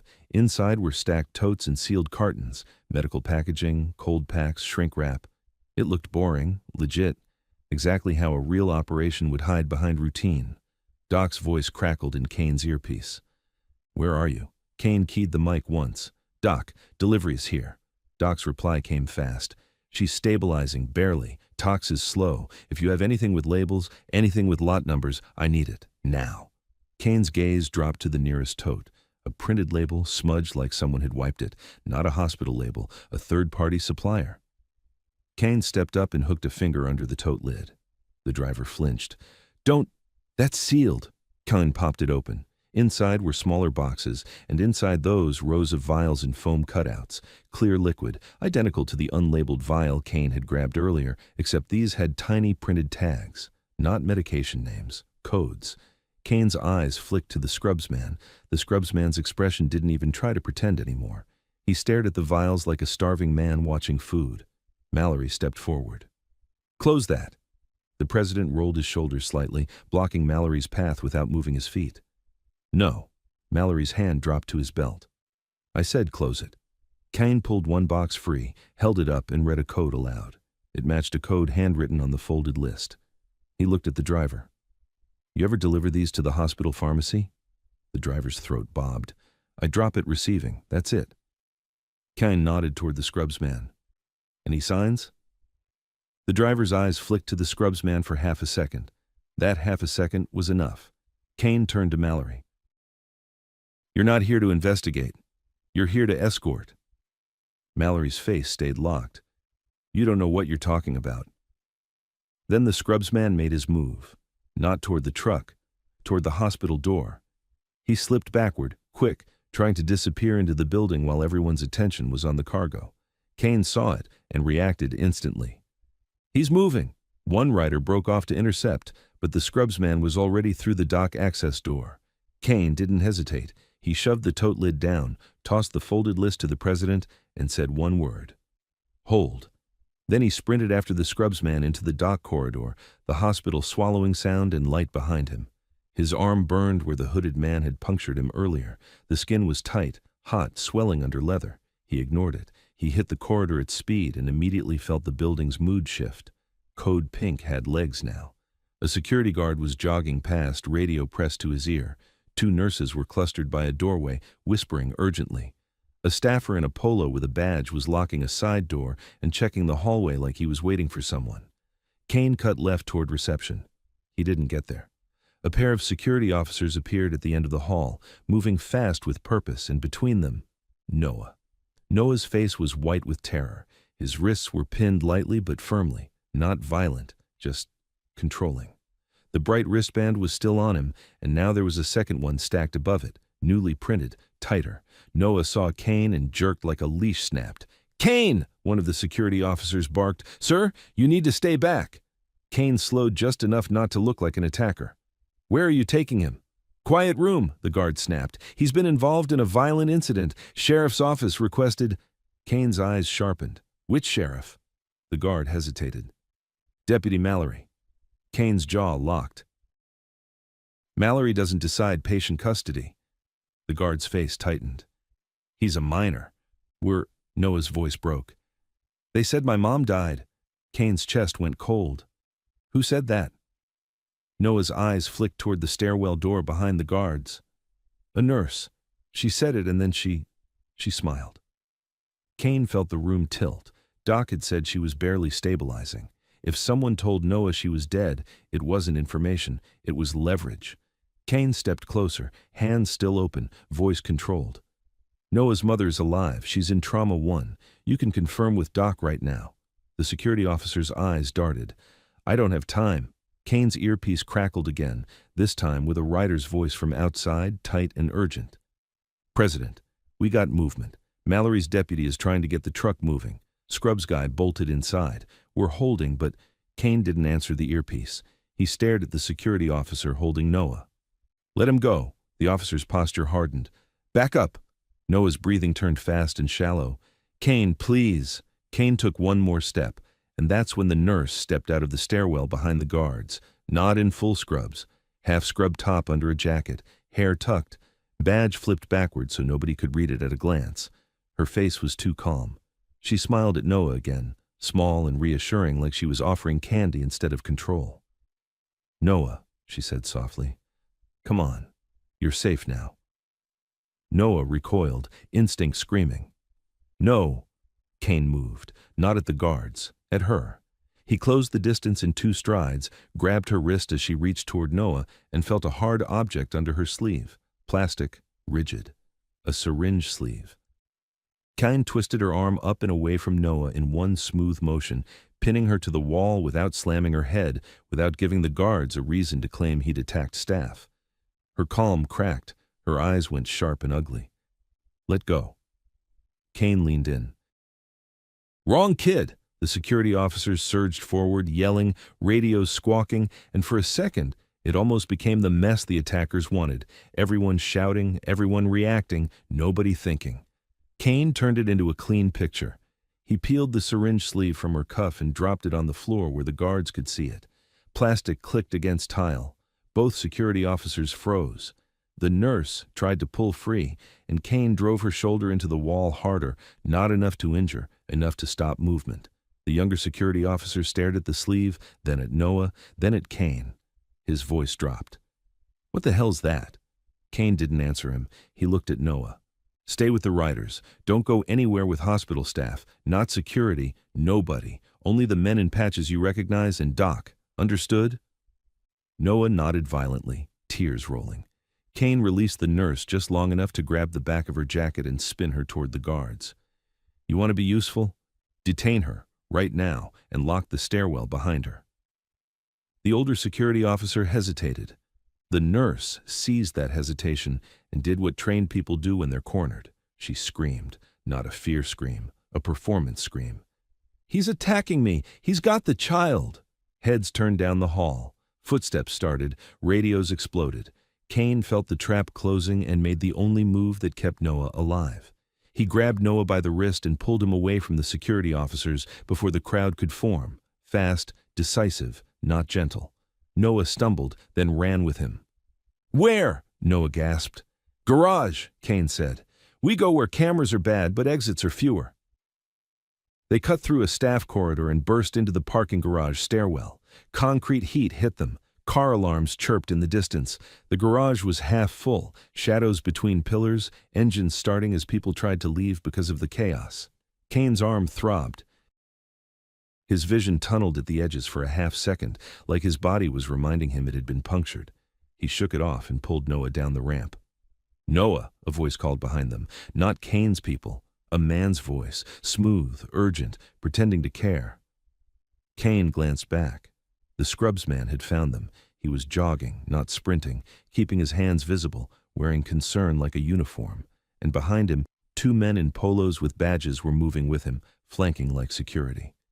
"You don't have to run," the scrubs man called. "Your mother." Noah flinched and looked up at Kane, terror shaking his whole face. "Don't listen." Kane tightened his grip. "Don't look at him." They reached the lower level. A black sedan was waiting there, engine running, parked in a spot that wasn't random. Driver inside. Passenger door cracked open like a mouth. Kane's stomach dropped. The sedan wasn't here to leave. It was here to receive. The scrubs man's voice carried closer now. "Noah, stop! You're in danger with him." The 2 badgemen were spreading out, trying to angle Kane toward the sedan without it looking like hurting. Kane shoved Noah behind a concrete pillar. "Stay. Do not move." Noah shook his head. They won't get you," Kane said, and his voice had no space for doubt. Kane stepped out from the pillar and faced the sedan. The passenger door opened wider. A hand appeared, palm up, holding something small that glinted under the garage light. Another syringe. Kane's pulse slammed. He didn't give them time to close. He sprinted straight at the open door, grabbed the edge, and slammed it shut with all his weight. Metal cracked, glass rattled, the hand inside jerked back. Kane yanked the handle again and ripped the door open this time, pulling the passenger out by his collar before the man could brace. The passenger hit the concrete hard. The driver floored it, trying to peel away, but a bike engine roared somewhere above. One of Kane's riders had tracked the movement, and the sedan's escape path suddenly filled with a Harley sliding into the lane like a barricade. Tires squealed. The sedan skidded, stopped short, trapped. Kane hauled the passenger up just enough to see his face. It wasn't the hooded man. It was someone tired and mean, the kind of guy who did errands for monsters. The guy spat blood and laughed. "You're too late." Kane slammed him into the pillar once, not for pain, for silence. "Where's the hood?" The man's eyes darted past Kane to Noah's hiding spot, and Kane felt his blood turn cold as he realized the passenger wasn't looking at Noah. He was looking at the space behind Noah. Kane turned his head and saw the hooded man stepping out from between two parked SUVs, already closing in on the pillar with a needle held low like a knife. Kane turned, and the hooded man was already at the pillar. Quiet steps, hood up, needle low, no hurry in him at all, like time belonged to him. Noah crouched behind the concrete, eyes huge, lips moving with no sound. The passenger Kane had dragged out of the sedan saw the hooded man and went gray. Not scared of Kane, scared of him. That told Kane everything. Kane shoved the passenger forward like a human door. "Move!" The hooded man didn't flinch. He slid around the stumbling body and jabbed the needle into the passenger's forearm without even looking. Quick, precise. The passenger dropped like somebody unplugged him. Noah made a strangled noise. Kane swung the open car door wide, using it as a shield, and drove it at the hooded man's chest. The hooded man caught the door edge with his left hand and absorbed the hit. His right hand stayed low, waiting for Kane to get greedy. Kane didn't. He stepped in tight, pinned the hooded man's left arm to the doorframe, and grabbed the needle wrist. Cold plastic, hard grip. He twisted. The hooded man headbutted him.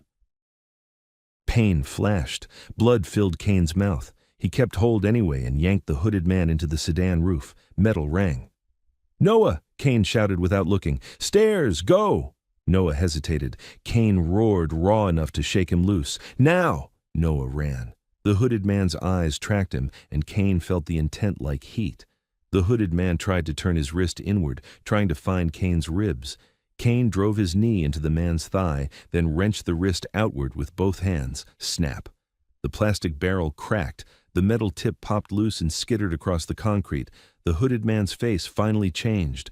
Pure anger, immediate and sharp. Kane used it. He slammed the hooded man down over the fallen passenger and pinned him with a forearm across the throat. "Who sent you?" Kane hissed. The hooded man's breath rasped. "You're behind." "You got a name," Kane said. "The clean one. Scrubs. Say it." The hooded man's lips parted like he was about to spit that powder again. Kane smashed the heel of his hand into the man's mouth and held him down. "Try it." A bike engine screamed close. The rider who'd blocked the sedan slid in, hopped off, and pulled thick zip ties from his saddlebag like he kept them for days like this. Kane nodded. Hands. Feet. The rider worked fast. Wrists cinched, ankles cinched. Click, click. The hooded man lay still for 1 second, then smiled through blood. "Too loud," he whispered. Kane's phone vibrated in his vest. "Doc." Kane stepped back, eyes never leaving the hooded man. "Watch him," he told the rider. "If he twitches, you step on his headlight and you don't apologize," he answered. Doc's voice was tight and shaking with anger. "She woke up." Kane's throat locked. She's alive," Doc snapped. "Barely, and she's begging for Noah. She says they'll take him to a quiet room. She says that's not a quiet room. It's a handoff." Kane's eyes flicked to the stairwell Noah had run up. The garage suddenly felt too open, too many angles. "Who's they?" Kane demanded. Doc didn't hesitate. "She said a name. Halden." Kane's jaw clenched. Doc continued, faster. "She said she stole proof from Halden, a drive. She hid it in her purse lining. She said if he gets it back, people die. She said it's bigger than the hospital." Kane looked down at his fist. He still had the flash drive, sweat-warm plastic against his palm. "Doc," Kane said low, "I have it." A beat, then Doc exhaled like he'd been holding his breath for hours. "Good. Don't let it out of your sight. And Kane, your side. That puncture earlier. Are you okay?"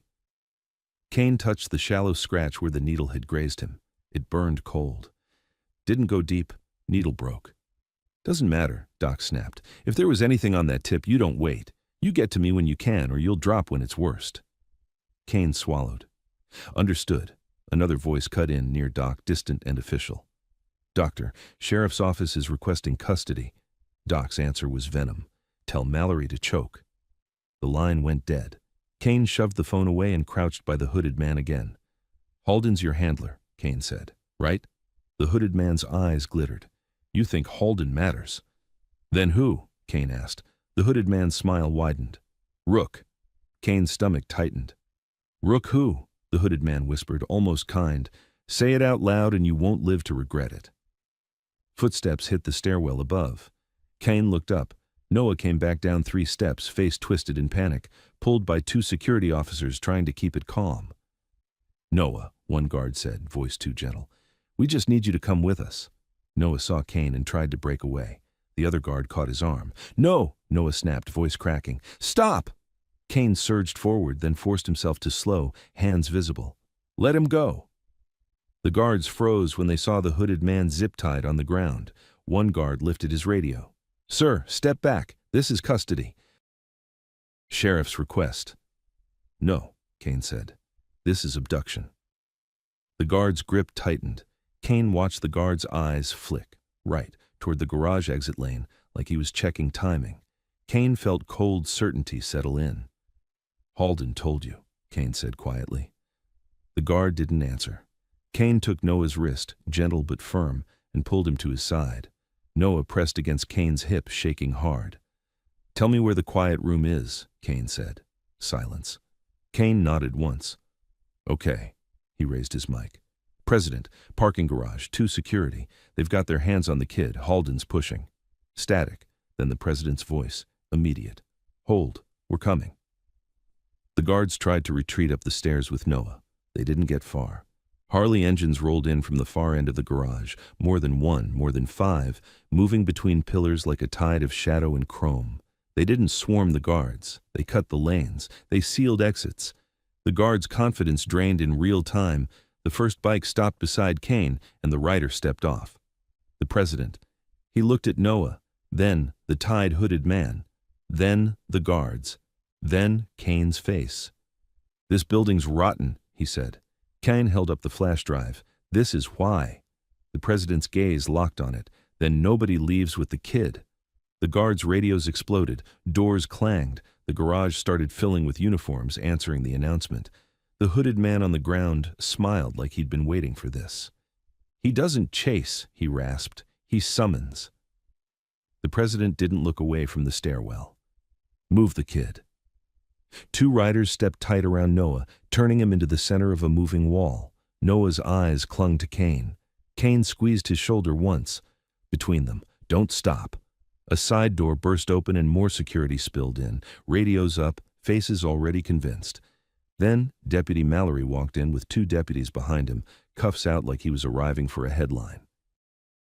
His mirrored glasses swept the scene and landed on Kane's fist. "Step away from the child," Mallory said, "and hand over what you took." Kane lifted the flash drive just enough for everyone to see. "Evidence," he said. "Poisoning, attempted injection, kidnapping."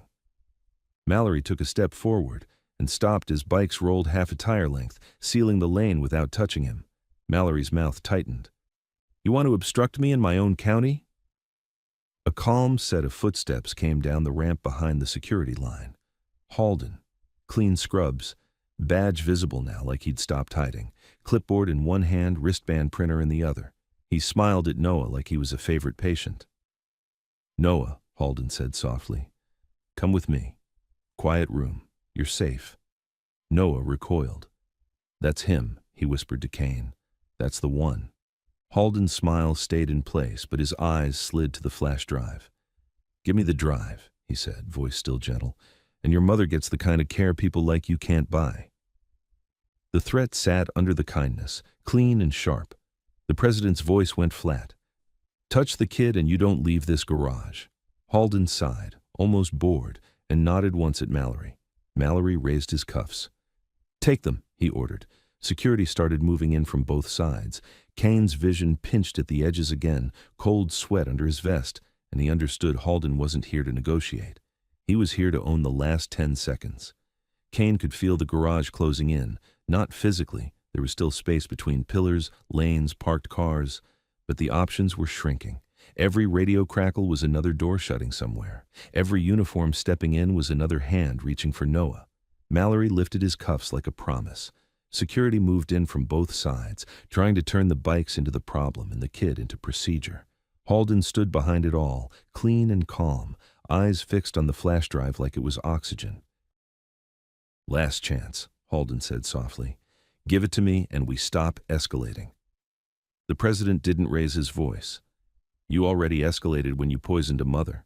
Halden's smile didn't slip. "Allegedly." Kane's vision pinched at the edges again. His forearm throbbed where the needle had grazed him. Not pain, heat. A slow, wrong heat. He forced it down and kept his eyes on Halden's hands. Clipboard, wristband printer, nothing that looked like a weapon, because Halden didn't need one if he had people.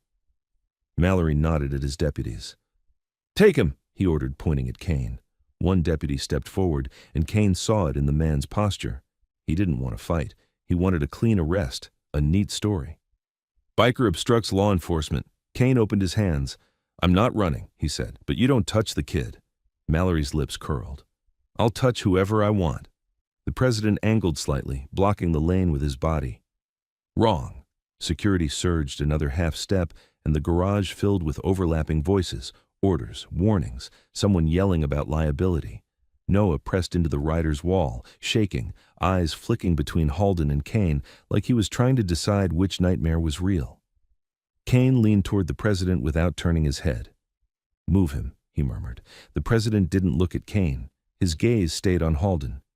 "Already moving." Kane didn't see it at first. Then he caught it. A rider 2 steps behind Noah shifted, opening a narrow gap between bodies. Noah was guided through it, tight and fast, like a football player being escorted through a collapsing line. No running, no screaming. Just a controlled slide toward the stairwell shadow. Halden's eyes tracked the movement instantly. His smile finally cracked. "Stop that child," Halden said, voice still gentle, but the gentleness had sharpened into command. 2 security officers broke formation and started toward the gap. Kane stepped into their path. "No." One of them shoved him. Not hard, but enough to test if Kane would react violently. Kane didn't swing. He just planted his boots and held his ground. The guard's radio squawked. "Sheriff says detain." Kane's hand snapped up and seized the radio mic on the guard's shoulder, yanking it close enough to speak into it. "Mallory," Kane said loud and clear. "If you want him, you come through me." Mallory's jaw tightened. "Hands off my people." Kane released the mic and backed off a fraction, giving the guard his space back. "Then get your people out of my kid's way." Noah was almost at the stairwell now. One rider vanished into the shadow with him, another following, another sealing behind. Halden's eyes narrowed. He tapped his wristband printer once like he was clicking a pen. A door at the far end of the garage opened, and 4 more men in polos with badges stepped out, moving in a line. Not hospital security. Too smooth, too coordinated. Private muscle with hospital access. Kane felt his stomach drop. "President," he said. The president's voice stayed calm. "I see them." The polo men fanned out, not to fight bikers, to cut off the stairwell. Halden didn't look at them. He didn't have to. He just said, "Bring him back." The polo men moved. Kane made the decision before his body finished the thought. He pulled the flash drive from his fist, held it up high, and raised his voice so every camera and every badge could hear. "You want this?" he shouted. "Come take it." Halden's eyes locked on the drive. Mallory's head snapped toward it like a magnet. The polo men hesitated for half a second, torn between the kid and the drive. That half second was everything. The president stepped closer to Kane, as if to calm him, as if to talk him down. Instead, his hand brushed Kane's wrist in a quick, practiced touch. Kane felt it, the drive leaving his grip without anyone seeing it happen. Kane kept his arm up anyway, fingers now empty. He turned that emptiness into confidence. Halden took a step forward, hungry.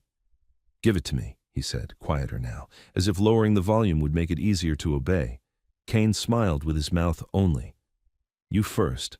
Tell Mallory to let the kid go." Mallory's voice snapped. "You're not negotiating." "Sure I am," Kane said, "because I'm standing, and your whole county just watched you protect a kid identified as a poisoner." Mallory lunged forward, hand out, going for Kane's vest like he could just snatch the solution. The bikes moved half a tire length again, sealing the lane. No contact, no assault, just an iron suggestion. Mallory stopped short, furious. "Move your bikes!"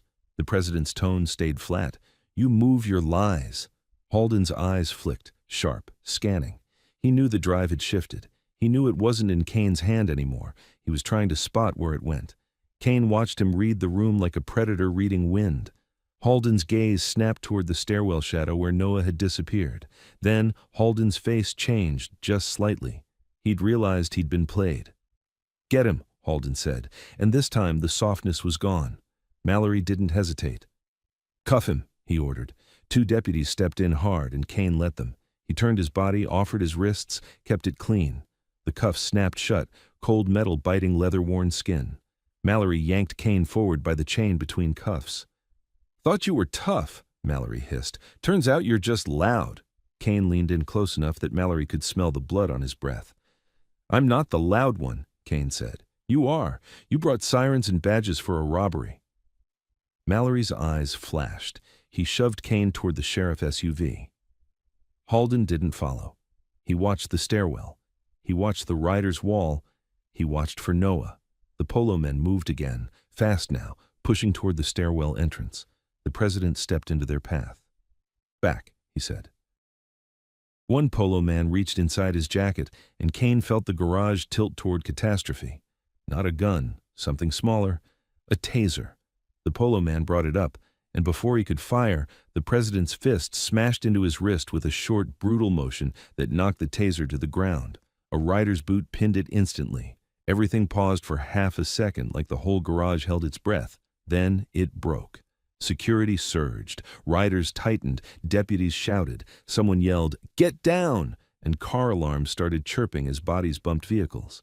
Kane, cuffed, shoved against the SUV, twisted his head to track the stairwell. He caught a glimpse of Noah, just a flash, being pulled upward by a rider, face turned back, eyes wide, mouth forming Kane's name. Kane nodded once, a promise he didn't have time to explain. Halden saw the same flash. His calm snapped into fury, and he pointed, shouting something to the polo men that got lost in the noise. Two of them broke and sprinted for the stairwell.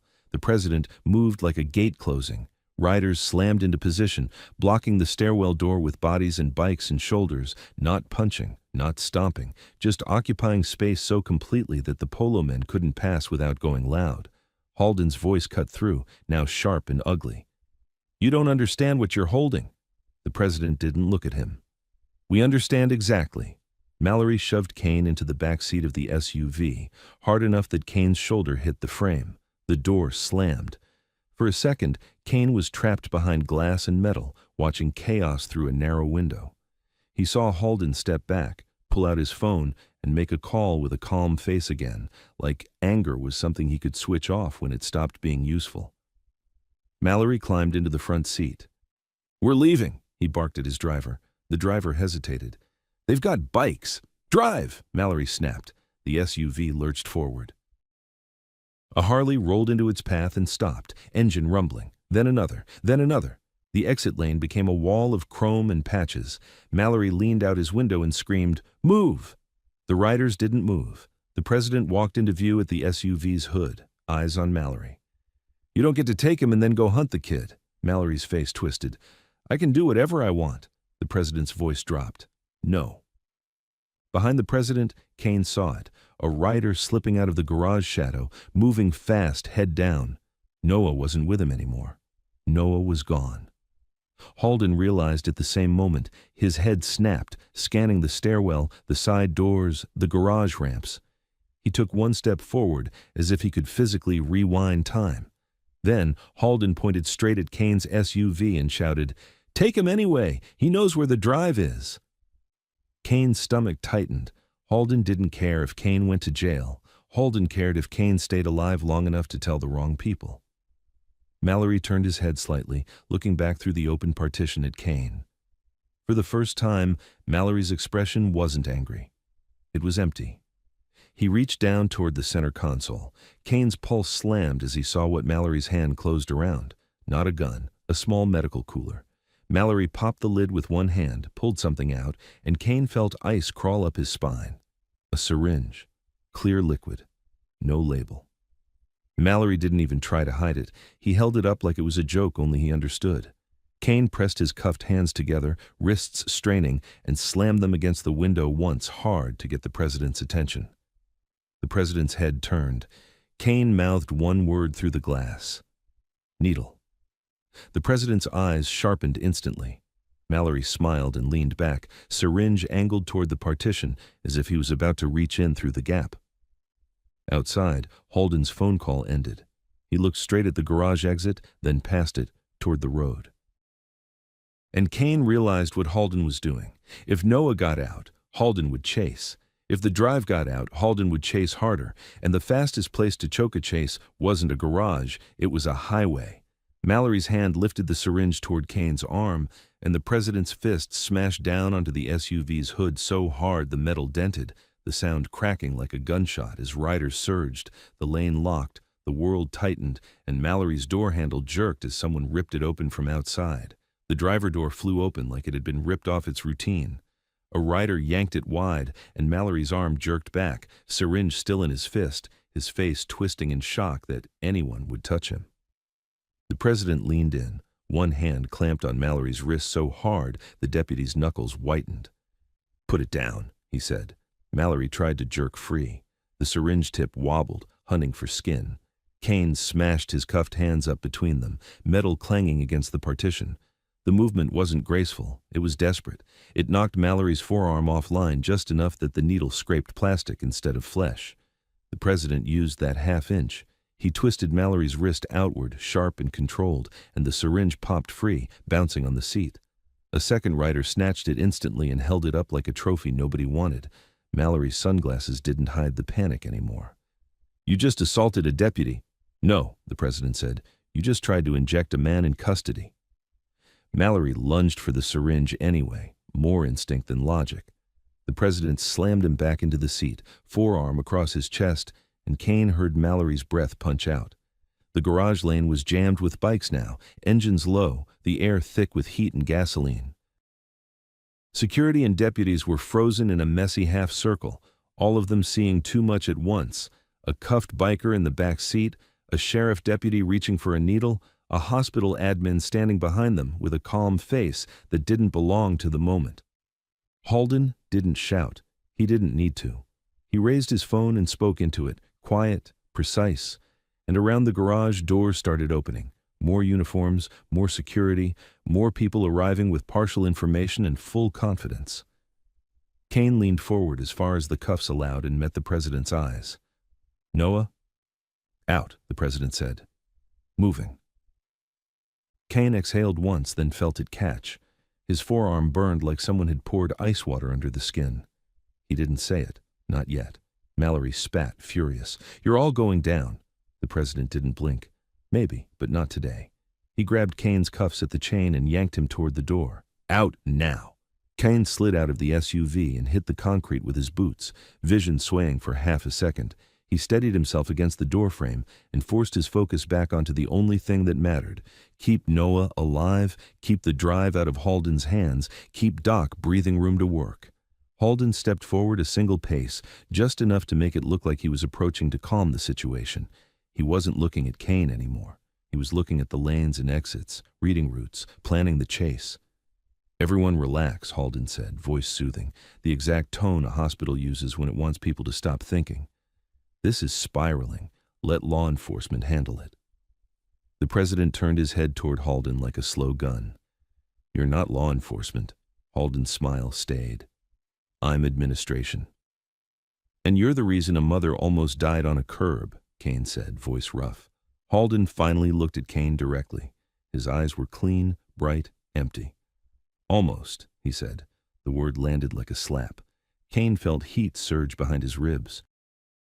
Mallory shoved out of the SUV, chest heaving, trying to reset the scene into something he controlled. He pointed at Kane's cuffs. "You're still under arrest. You move and it's escape. You touch anyone and it's assault. You breathe wrong and I'll write it as resisting." The president didn't move. "You can write whatever you want. Doesn't make it true." Mallory swung his gaze at the riders blocking the exit. "Move your bikes." Nobody moved. Then, from deeper in the garage, a sharp rev sounded. One bike, high and urgent, a signal. The president's head snapped toward it. Kane followed his gaze and saw a rider at the far ramp waving once, hard, not a greeting, a warning. Holden saw it too. His face tightened for the first time all day. A black SUV had entered the garage from the street-level entrance, engine quiet, windows tinted, moving like it didn't care who was watching. It didn't have sheriff markings. It didn't have hospital decals. It had a stance. 2 men inside, silhouettes only. They didn't slow when they saw the chaos. They kept rolling as if the chaos was part of the plan. Kane felt the garage air shift. This wasn't hospital security. This wasn't county deputies. This was whoever Halden called when he ran out of smiles. The hooded man, zip-tied near the sedan, lifted his head just enough to watch the black SUV glide past. His mouth curled. "Rook," he rasped like he was tasting the name. The president didn't ask questions. He lifted 2 fingers and pointed. The bikes didn't swarm the SUV. They didn't rush it like a mob. They did something worse. They made the lanes disappear. 2 Harleys rolled forward and angled across the path, forcing the SUV to brake. Another pair sealed behind it. A rider to the left slid into the escape lane. A rider to the right blocked the turn. In 5 seconds, the SUV was boxed. The driver tried the smallest nudge forward, testing. A bike moved half a tire width, and the SUV stopped. Halden's voice cut sharp. "Let them through." The president looked at him. "No." Mallory stepped toward the boxed SUV, trying to reclaim authority. "That's enough," he barked. "Everybody back." The SUV's rear window dropped 2 inches. Kane saw the dark circle of a phone lens or a camera aimed straight at his face like someone was collecting proof he existed. Then the window rose again. No words, just a look. Halden's jaw flexed. He wasn't surprised to see the SUV. He was relieved. Kane understood in a cold flash. Halden hadn't been trying to resolve anything. He'd been buying time until his real people arrived. The president's voice stayed calm. "We leave. Now!" Mallory snapped. "You don't leave with a suspect." The president leaned in close enough that Mallory's deputies could hear every syllable. "Then arrest me too. Put cuffs on 300 men. Explain it to the cameras. Explain the needle. Explain the kid." Mallory's throat bobbed. His eyes flicked to Halden for instruction. Halden didn't give him any. Halden's attention was already on the exit, on the street, on the chase that was about to start. Because Noah was out. And Noah was moving. Kane felt a hand on his elbow. Doc's rider, one of the men who'd been in and out of Trauma 1, had slipped into the garage, face tight. "We got the kid," the rider said. "He's in a pickup, back road route, 2 bikes with him. He's crying, but he's moving." Kane's knees almost went soft with relief. He forced them to stay locked. "Doc?" "Still working on her. Sheriff tried to pull chain of custody. Doc told them to burn," the rider said. "But that won't last." Kane looked at the president. "Drive?" The president didn't answer out loud. He simply tapped 2 fingers against his vest once, and Kane understood. Not on him anymore. Already moved. Halden's eyes swept the riders again. His gaze landed on Kane's cuffs. He smiled, small. "You think you won," he said softly. Kane stared back. "We're still breathing." Halden's smile widened, and then he raised his voice just enough to carry. "He's leaving the county with a minor," he said, clearly, for the deputies, for the cameras. "If you let him go, that's on you." Mallory's shoulders tightened like a dog hearing its whistle. He stepped forward, trying to reach for Kane. The president moved first. He didn't punch. He simply stepped between them and turned his body into a wall, and behind that wall, riders began moving like a machine switching gears. Engines rose, bikes peeled out in pairs. The line at the garage mouth unspooled, not a stampede, a convoy. Kane was guided toward a bike at the edge, one with a passenger seat and a rider already waiting, helmet on, eyes scanning. "You're riding," the president said to Kane. "Cuffs stay. Keeps the story clean." Kane didn't argue. He swung onto the passenger seat, the rider's gloved hand steadying him. The world rocked for half a second as the poison heat in his arm tried to climb higher. He swallowed it down. The convoy rolled out of the garage and hit the street. Outside, the hospital had turned into a spectacle. People filming behind barricades, police cars stacked on curbs, more deputies arriving, sirens, shouting, and across the street the black SUV that had been boxed in the garage was now moving too, freed by the chaos, sliding into traffic behind them like a shadow. Halden had gotten what he wanted. A chase. The president's voice came through Kane's earpiece. "Highway, we end it there." Kane forced his head up. "Too many eyes." "Good," the president said. "Let them watch." They hit the frontage road, then the on-ramp, and Kane realized the president wasn't improvising, because bikes were already there, not 10, not 50, hundreds. They poured onto the ramp from side streets and overpasses like they'd been staged miles away. Same patches, same discipline, same quiet brutality of organization. The highway ahead was moving, cars flowing, oblivious, until the first wave of Harleys rolled into the lanes and began turning motion into stillness. A rider stopped sideways across lane 1, another mirrored him in lane 2. Others sealed the shoulder, others took the exits. Brake lights bloomed like a red tide, horns erupted. The highway started dying in real time. Kane stared at it, breath catching. How? The rider in front of Kane didn't turn his head. "President called it," he said. 312 answered. Up ahead, the corridor opened again, clean, straight, controlled, an artery carved through a body of stalled metal. The convoy slid into it and accelerated, bikes front and rear, Kane in the middle, the president riding parallel like a moving wall. Behind them, the black SUV tried to follow into the corridor. It couldn't. Bikes closed like a door. The SUV swerved, trying to force its way past stopped cars. A rider rolled into its lane and stopped dead. Another sealed behind. Another blocked the shoulder. The SUV was pinned in a pocket of traffic with nowhere to go. Kane looked back over his shoulder and saw the driver's face through the windshield for the first time. Expressionless, eyes flat, phone up to his ear. Rook's people. Halden's call had reached them, and they'd arrived with a simple assignment. Stop the kid. Stop the drive. Stop Kane. The president's voice came through again, colder now. They're not alone. Kane's stomach tightened as he looked farther back through the sea of stalled cars. A second vehicle was pushing the wrong way up the shoulder, forcing gaps, climbing over the edge line like it didn't care what it hit. Black pickup, bull bar, and on the dashboard, flashing lights, fake, cheap, trying to look official from a distance. The pickup was coming fast, ignoring the blockade, aiming straight for the corridor like it meant to ram its way in. Kane's rider leaned slightly, bracing. Kane's cuffs felt suddenly too tight. He watched the pickup close the distance, watched the bull bar align with the corridor opening. And he understood this wasn't a chase anymore. It was an attack. The black pickup came up the shoulder like it owned the white line. Fake lights flashed in its windshield, cheap blue strobes bouncing off stalled cars and turning confused drivers into an audience. The bull bar in front was scarred metal, built for impact. It wasn't trying to merge, it was lining up to hit the corridor.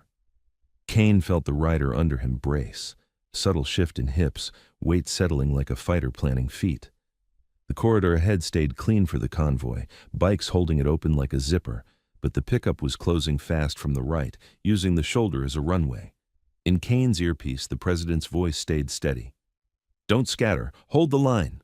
A rider 2 positions ahead slid out toward the shoulder and stopped sideways, front tire pointed into the gravel like a gate swinging shut. The pickup didn't slow. It swerved toward the stopped bike, bull bar aiming for the frame. The rider didn't move. He stayed planted until the last possible second, then rolled half a bike length forward, just enough to force the pickup to choose between a direct hit and a hard angle into the stalled cars. The pickup chose violence anyway. It clipped the bike not full on, but hard enough to throw the rider sideways. Chrome sparked. The rider hit the asphalt and rolled, then stopped moving. Kane's stomach dropped. 2 bikers immediately broke formation, sliding in to shield the downed rider with their bikes, bodies angled to block tires from turning him into roadkill. Another rider sprinted on foot, dragging the man by the vest toward the median. The pickup kept pushing, now fully committed, trying to wedge into the corridor through sheer momentum. It didn't make it. A wall of Harleys tightened at the corridor mouth, bikes angled like teeth. A rider stopped dead in front of the bull bar with inches to spare, forcing the pickup to brake or climb someone. The pickup braked so hard the nose dipped. The driver still tried to nudge forward, grinding tires against gravel, searching for a gap that didn't exist. The president's voice snapped once. "Box it!" The riders didn't rush the pickup like a mob. They did something colder. They pinned it. One bike rolled to the driver's door and stopped. Another rolled to the passenger side. A third sealed behind. A fourth slid onto the shoulder in front, angled so the pickup couldn't surge forward without tearing its own bumper off.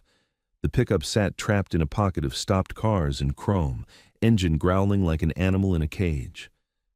Kane twisted on the passenger seat, trying to see the driver through the windshield. The driver's hands were tight on the wheel. His head stayed forward, eyes scanning for a way out. He wasn't drunk. He wasn't panicked. He was working a plan. A rider walked up to the driver window with his hands visible and tapped the glass once, not hard, just enough to demand attention. The driver didn't roll it down. He lifted a phone instead, held it near his mouth, and spoke into it while staring straight ahead. Kane felt ice crawl up his back. This wasn't a driver taking orders. This was a driver reporting. The president's voice cut through the earpiece again. "Kane, you still with me?" Kane forced air into his lungs. "Yeah." "You're shaking." "It's the heat," Kane lied, tasting blood. Another voice broke in, one of the riders escorting Noah on the back route, breath tight and fast. "We got a problem. We're being pushed off the road." The president's tone didn't change. "Location: County Road 6, coming up under the West Bridge overpass, black van on our tail. They tried to PIT the pickup." Kane's heart kicked. "Noah's in that pickup." "Yeah," the rider said, voice strained. "Kid's in the back seat with my brother." "He's screaming!" The president's answer was immediate. "Bring them to the highway. We'll build you a corridor." "We're pinned," the rider shot back. "Van's got us boxed between traffic and the guardrail. They're trying to force a stop under the overpass." Kane heard the kid in the background, Noah's voice, distant but unmistakable, crying out something that turned into static. Kane's vision narrowed, edges dimming. His rider squeezed his knee once, a silent anchor. "Stay up," the rider muttered. The president's voice came again, sharper now. "All units, West Bridge overpass, second corridor, now." On the highway, bikes moved like they'd rehearsed it. The main corridor held the convoy's position, but a new pattern began forming a quarter-mile back. Riders sliding across lanes, stopping traffic in clean lines, opening a second artery that aimed straight for the underpass exit. Drivers leaned out of windows, shouting, filming, pleading. None of it mattered. The highway was no longer traffic. It was a controlled environment. Kane watched the boxed black pickup again. One rider was kneeling beside the downed man, checking him, talking into a radio. Another rider held a helmet against the man's head, steadying him. Kane wanted to get off the bike and run to him. He wanted to do something, but he couldn't leave the center. He felt the poison heat in his arm climb higher, creeping toward his shoulder in a slow burn that didn't match the sun. Kane swallowed hard and kept his head up. Far back near the shoulder, a shape moved between cars, too smooth, too deliberate. A man in a ball cap walked through the stopped lanes like a regular driver checking the mess. Except he wasn't looking at the crash. He was looking for Kane. The man stopped near a sedan, lifted his phone, and angled it. Kane realized he wasn't filming. He was scanning faces. A rider intercepted him instantly, stepping into his path with a calm hand out. "Back to your car." The man turned away, already moving, already disappearing into the crowd of vehicles. The president's voice dropped into Kane's ear, quieter. "They're everywhere." Kane breathed through his nose, slow. "Rook's people." The president didn't answer right away. Then, softly, "You ever hear the name before today?" Kane didn't take his eyes off the lanes. "Not like this." The president's voice went colder, something personal underneath it.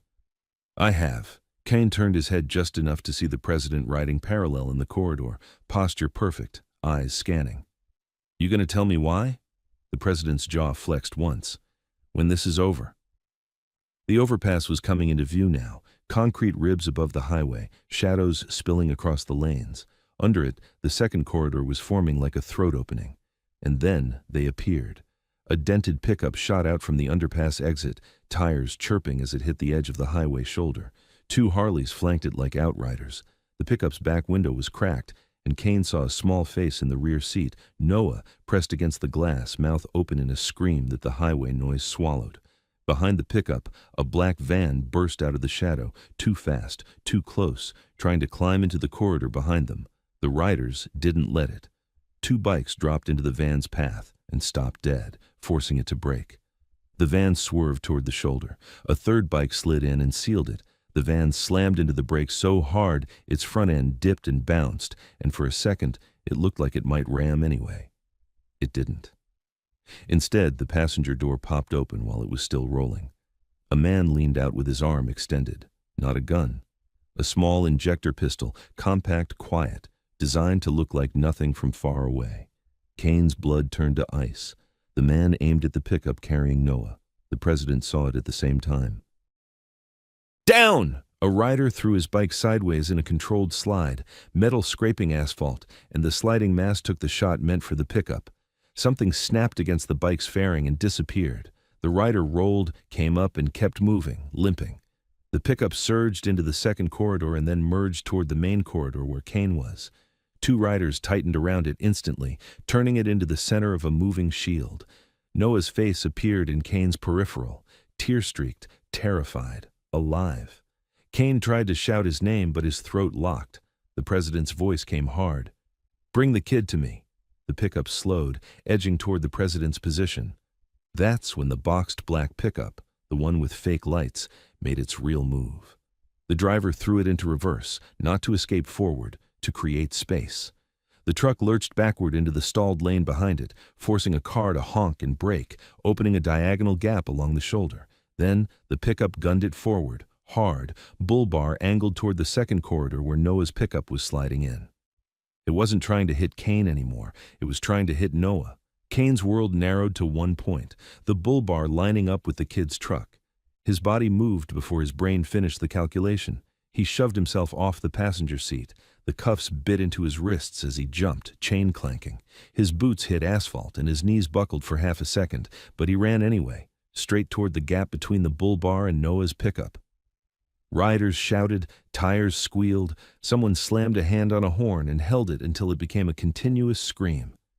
Kane saw the driver's face now, eyes flat, jaw clenched, both hands locked on the wheel like he was steering into a wall by choice. Kane sprinted and threw himself against the side of Noah's pickup, shoving it sideways with all his weight, while a rider simultaneously yanked the steering wheel from the driver's seat. The pickup carrying Noah jolted left, tires hopping the edgeline into the corridor's safer center. The black bull bar missed the kid's door by inches and caught Kane instead. Metal slammed into Kane's hip and thigh like a sledgehammer. He went airborne, spinning, vision exploding white. He hit the asphalt and skidded, leather grinding, pain detonating through his leg. For a second, sound dropped out completely. Then it came back in a rush. Engines shouting, Noah screaming Kane's name from inside the pickup, riders cursing, the president's voice barking orders like a metronome. Kane tried to push up. His leg didn't answer. His hands shook. The cuffs felt suddenly absurd. A shadow fell over him. The president knelt, one hand on Kane's shoulder, eyes scanning the lanes. "Stay with me." Kane tried to speak. It came out as breath. "Noah." The president snapped his chin toward the kid's pickup now tucked inside the corridor, two riders shielding it. "Alive." Kane blinked hard, trying to keep the world in focus. "Good." The president's hand slid under Kane's vest and pulled something free, Kane's phone. He shoved it into Kane's cuffed hands. "Call Doc, tell him you're hit." Kane fumbled it, fingers numb. He hit the call. It rang once. Doc picked up instantly. "Where are you?" "Highway," Kane rasped. "I got clipped, leg," and he swallowed, vision warping. "They went for Noah." Doc's voice went sharp with fear and anger. "Stay awake. Don't let your blood pressure drop. If you feel cold, tell me." Kane laughed once, ugly. "I'm cold." Doc's tone changed, professional, urgent. "President, listen to me. If Kane took impact and he's already been exposed earlier, he can crash fast. You need to get him stable." The president leaned closer to the phone. "We're not leaving the corridor." Doc's voice turned hard. "Then end it." "End it now?" Kane's head rolled slightly and he saw Halden's black van pinned 3 lanes over, bikes sealing it, the injector man dragged out and pinned face down by 2 riders. The fake light pickup was now boxed too, driver pulled out, yelling. But Kane knew it didn't matter, because Halden wasn't on the highway. Rook was. The president's gaze locked on a black SUV further back in the stalled lanes, half hidden between a semi and a minivan. It wasn't moving. It wasn't trying to push. It was waiting. The rear window lowered an inch, the same silent gesture as before.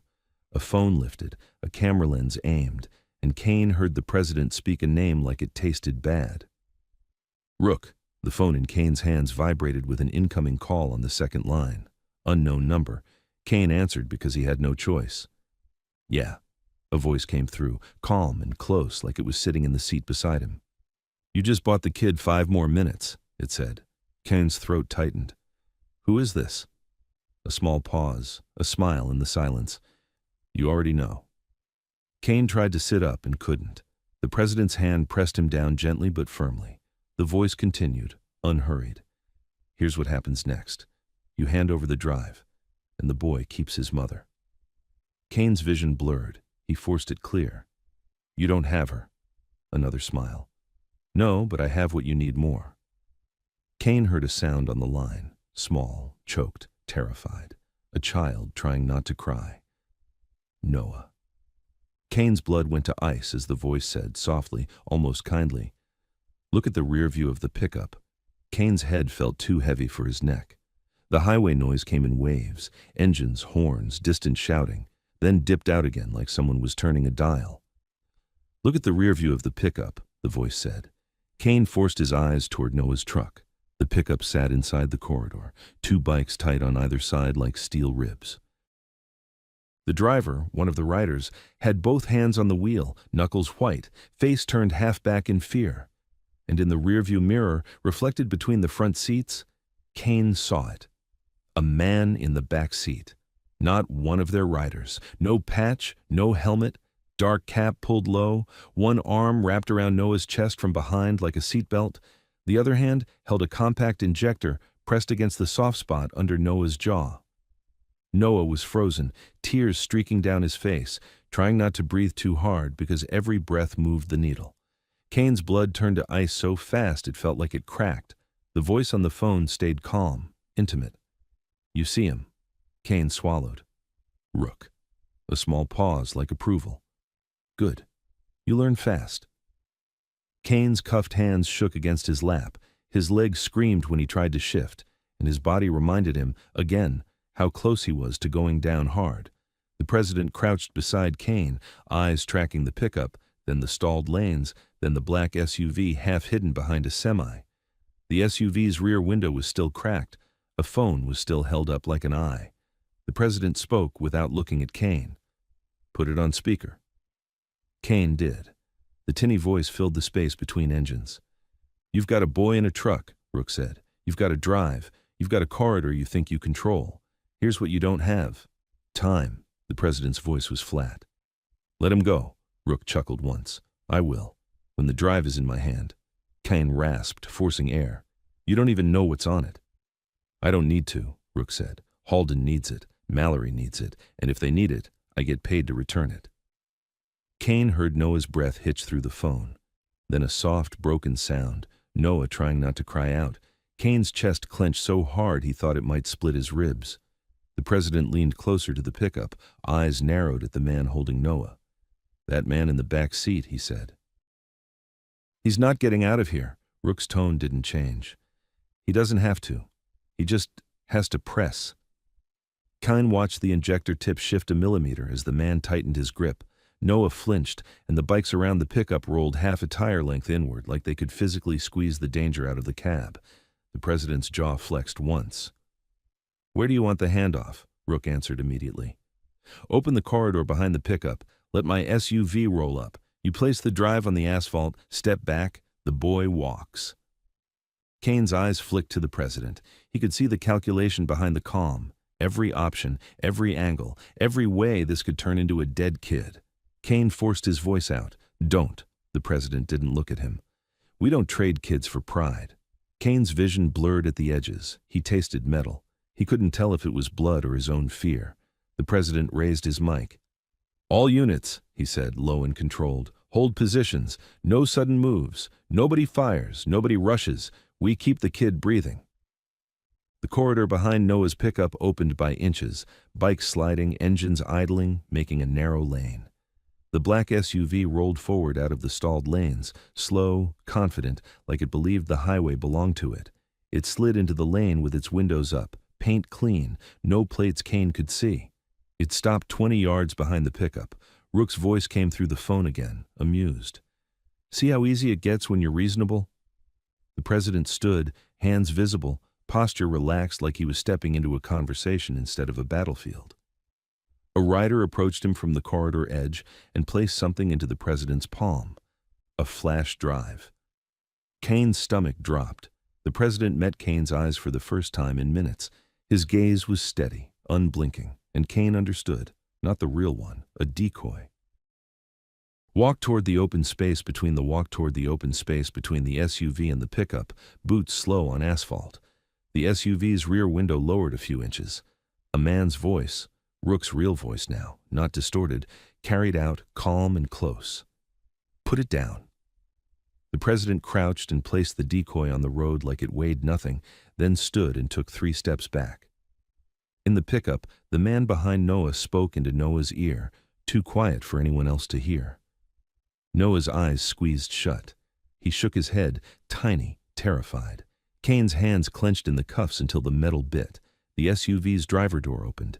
A man stepped out. Not Halden, not Mallory. Older, lean, expensive shoes that didn't belong on asphalt. No rush in him at all. His eyes swept the corridor, the bikes, the stalled traffic, then landed on Noah's pickup like Noah was a package. Rook.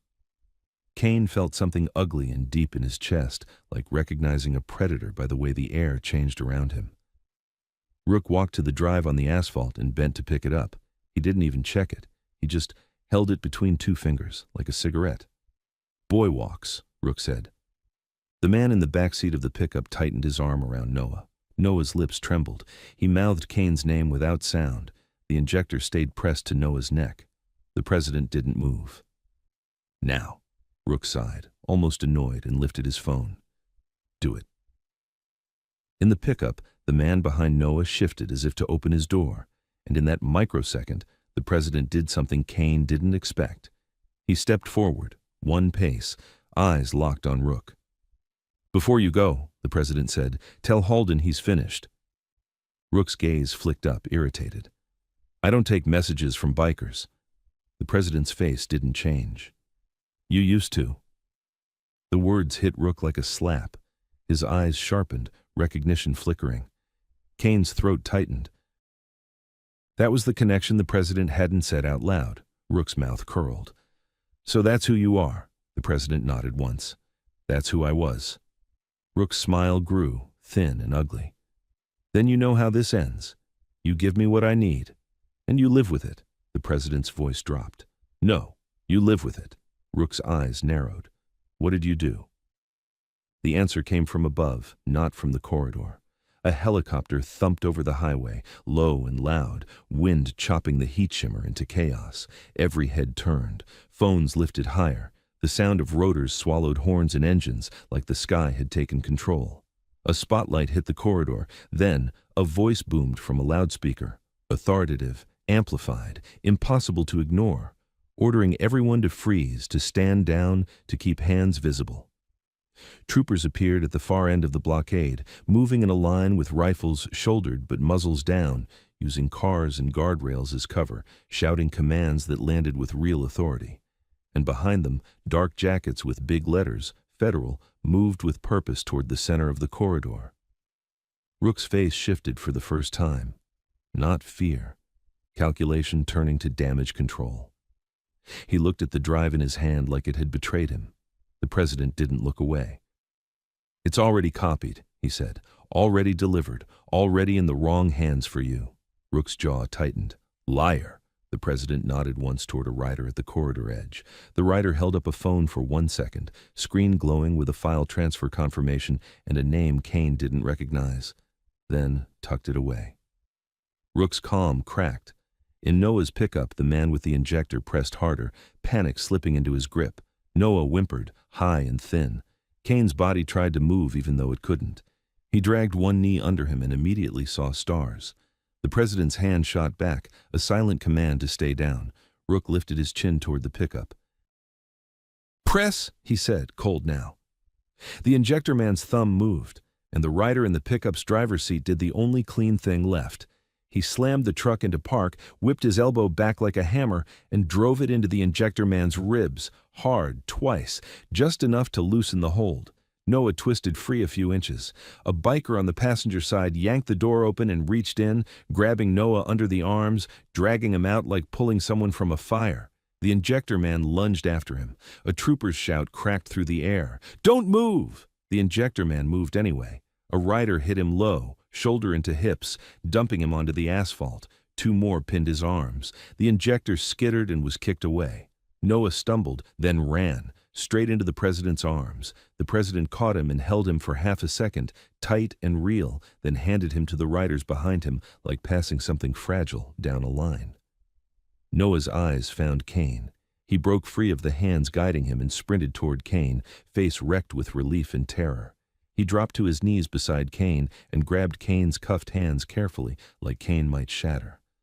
You, Noah couldn't get words out. He just held on. Kane swallowed hard. "You're okay," he rasped. "You're okay." Noah shook his head violently. "They were in the truck. He was behind me the whole time. I didn't see him."